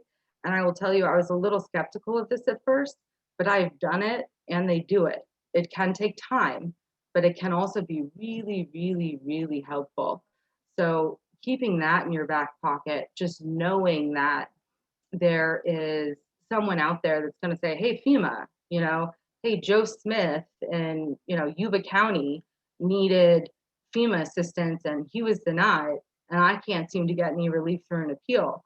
And whoever the governor is of Yuba County, I shouldn't call myself out, or the governor, you know what I mean, the state legislature of Yuba County. I don't know who they are off the top of my head, but they will call FEMA out and say, FEMA, what's going on in this situation? And that's a really important thing to do. And then beyond that, I also wanted to say that in line with the administrative process piece, it's important to use that through any of these processes, meaning FEMA, obviously, absolutely, but also through the insurance process. I'm sure Valerie told you, you guys can go to uphelp.org. They have great information there, and they're also accessible if you want to email them, and or obviously me. I have a ton of insurance experience myself, but it's also a really good idea to use the Department of Insurance process. It can take time, but if you have a client that is not getting the benefit of the doubt, it is really pretty easy to file a request for assistance. You do it online on the CDI website, California Department of Insurance website, and it basically says, who are you, what's your insurance information, and what's the problem? And there are a few more questions than that, but it doesn't take more than 30 minutes, and it brings in a relatively neutral third party to attempt to, negotiate with the insurance company to say, hey, what's going on here? And I believe the same is also true for the construction process, where the CSLB can come in and say, hey, you know, you worked with contractor Bill and he's not performing, or he just completely decided to change the value of his work, or, you know, he's not performing in the time he promised, or whatever it is. But bringing someone in, again, those complaints can be filed online, and bringing someone in at least holds someone accountable to explain why they're not doing it. And we find that that's a difficult thing to find out from clients directly sometimes. And it's not because they don't want to tell you the truth. It's because it is so stressful to have to deal with all of these processes that you've never had to deal with and never thought you would have to deal with, that it becomes really hard to track. We always used to joke that Staples and Office Max must be making so much money, because literally I have not met a survivor that does not have a file folder, a bin, multiple binders, you know, just tons of information that they're attempting to track that they never wanted to have to track, never thought they would have to track. And then my last thought is related to FEMA, where there's an important piece of the puzzle that a lot of people have trouble sort of filtering through. But the point being, essentially, there are theoretical, they're real maximums, I shouldn't call them theoretical, they're real maximums for the individuals and households program and for the other needs assistance program. But there's also potentially theoretical FEMA assistance for things that cannot be covered by insurance and or the local government. So the more rural you are, the more important that is. So if you have a client that has a well or a septic system, or a private road that is not city or county maintained or something, those things are not generally covered by insurance. It's possible that you know, get a nice insurance agent or insurance adjuster, and they're like, okay, this is part of your dwelling. But a lot of the time, that is not the way that unfolds, and or the person's severely underinsured anyway. So even if the insurance company would allow it, they wouldn't have access because the funds don't exist. Through FEMA, FEMA can theoretically pay for things like a well, a septic system, and sort of what's called a parallel program through the state. We've had a little bit of trouble really clarifying simplistically what the state agreement is with FEMA on some of these, but we have had success appealing directly to request coverage for a well or septic, or shared driveways, things like that. If you know, have a client that needs to cut down trees because that tree is going to fall, and that's not something that generally comes with debris removal, you know, those kinds of things might be coverable by FEMA. We can't guarantee it, but it's well worth it to keep that in your back pocket and try. And at the end of the day, if at all you guys can collaborate, as I said, you can find neighbors that have the same situation. It makes sense to have, you know, a group appeal, right? And it also makes sense to be in contact with your local city council, your local county supervisors, your California Office of Emergency Services, I mean, your legislatures, like whoever, you know. It's like the idea that most people don't ever call 911, knock on wood, right? Because they don't think that they have to. But realistically, 911 is there if there's a tire in the road, because it's a danger to society. That's the same kind of idea of reaching out to your government in a situation where your community is suffering. If there's a problem, you know, your city, meaning your local, your state, or your federal government should be able to pick up some of that slack and some of that burden. So I would urge you to consider that and just create those collaborative relationships if you can, you know. And I will tell you one thing that I do appreciate about local and state government is that ironically, they always get back to you. For some reason, you would assume they wouldn't because they're super busy, but somebody always gets back to you. So it is well worth trying to, walk down that road if that makes sense. And I mean, I could talk for hours about this, but I don't want to take up more time than I'm supposed to, because I think that I'm just right under my time. You are fine. We have a And question for you in the chat. Great. Is the funding you're talking about in addition to the max grants, or is a piece of the max grants that often gets denied? I like the funding for the septic or the well. Yeah, so the funding for the septic and the well is similarly treated as the funding if you're disabled, where it is considered separate, meaning above and beyond the max grants for IHP and for ONA. Got it. And then I'm putting in the chat for everyone the information on the FEMA site that talks about those C changes that happened in 2017 that Kendall referenced. And also just in the Federal Register, what the amount is for the 2020 fires, which had been raised to 36,000. Great. And then Valerie, that also brings up another thing. So United policyholders, as you guys know, they do insurance, and they have basically since 2017, a bunch of laws have changed in the insurance land that protect survivors, so for the good. And because of that, one thing we've really noticed is that not a lot of adjusters actually are very well educated on those changes in the law.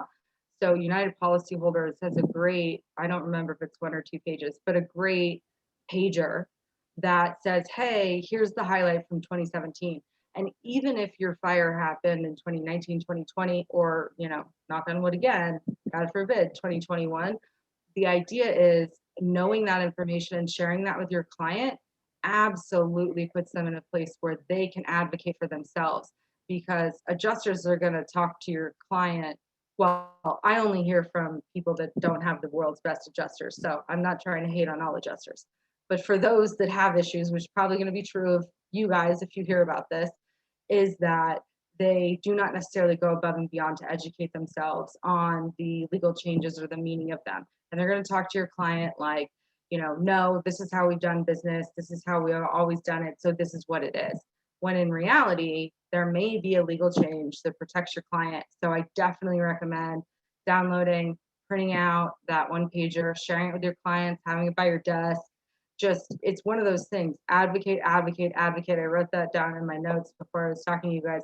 That is the biggest thing you can do. Whatever you're dealing with, FEMA, insurance, construction, advocate and collaborate. I just can't stress that enough. And UP is a great insurance resource. I'm obviously happy to be here, as I said, and you guys can email me. My email is in the chat, but keep that in mind. Thank you so much. Any questions for Kendall before we let her go?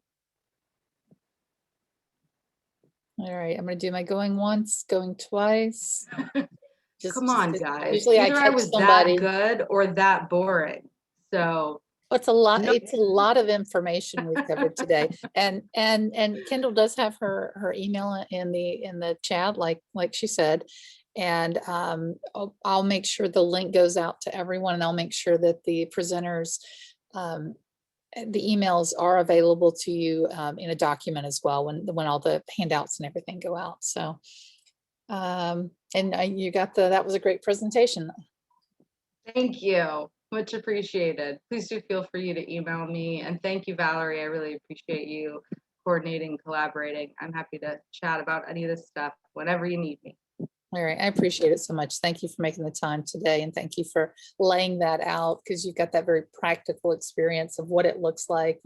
Your county's unfortunately been hit a couple of times, so you've got a lot of repeat practice that we not don't want to everybody say in the room repeat has. customers, because it's just depressing.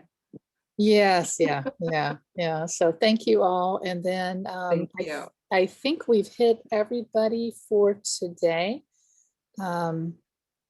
That we were going to have some general discussion with the group. If any of you were interested, we can either set you up into breakout rooms. We had 2 topics that we wanted to share with you. One was just access and functional needs. For those of you that are finding that you have populations that clients that fit in those populations, we wanted to give you space to kind of take the resources we provided over the last 4 meetings and put you in a room so you can brainstorm together. The other one was taking what we had learned from Liz earlier and being able to talk about best practices. So I'm going to open up 2 breakout rooms. I'm going to stop recording.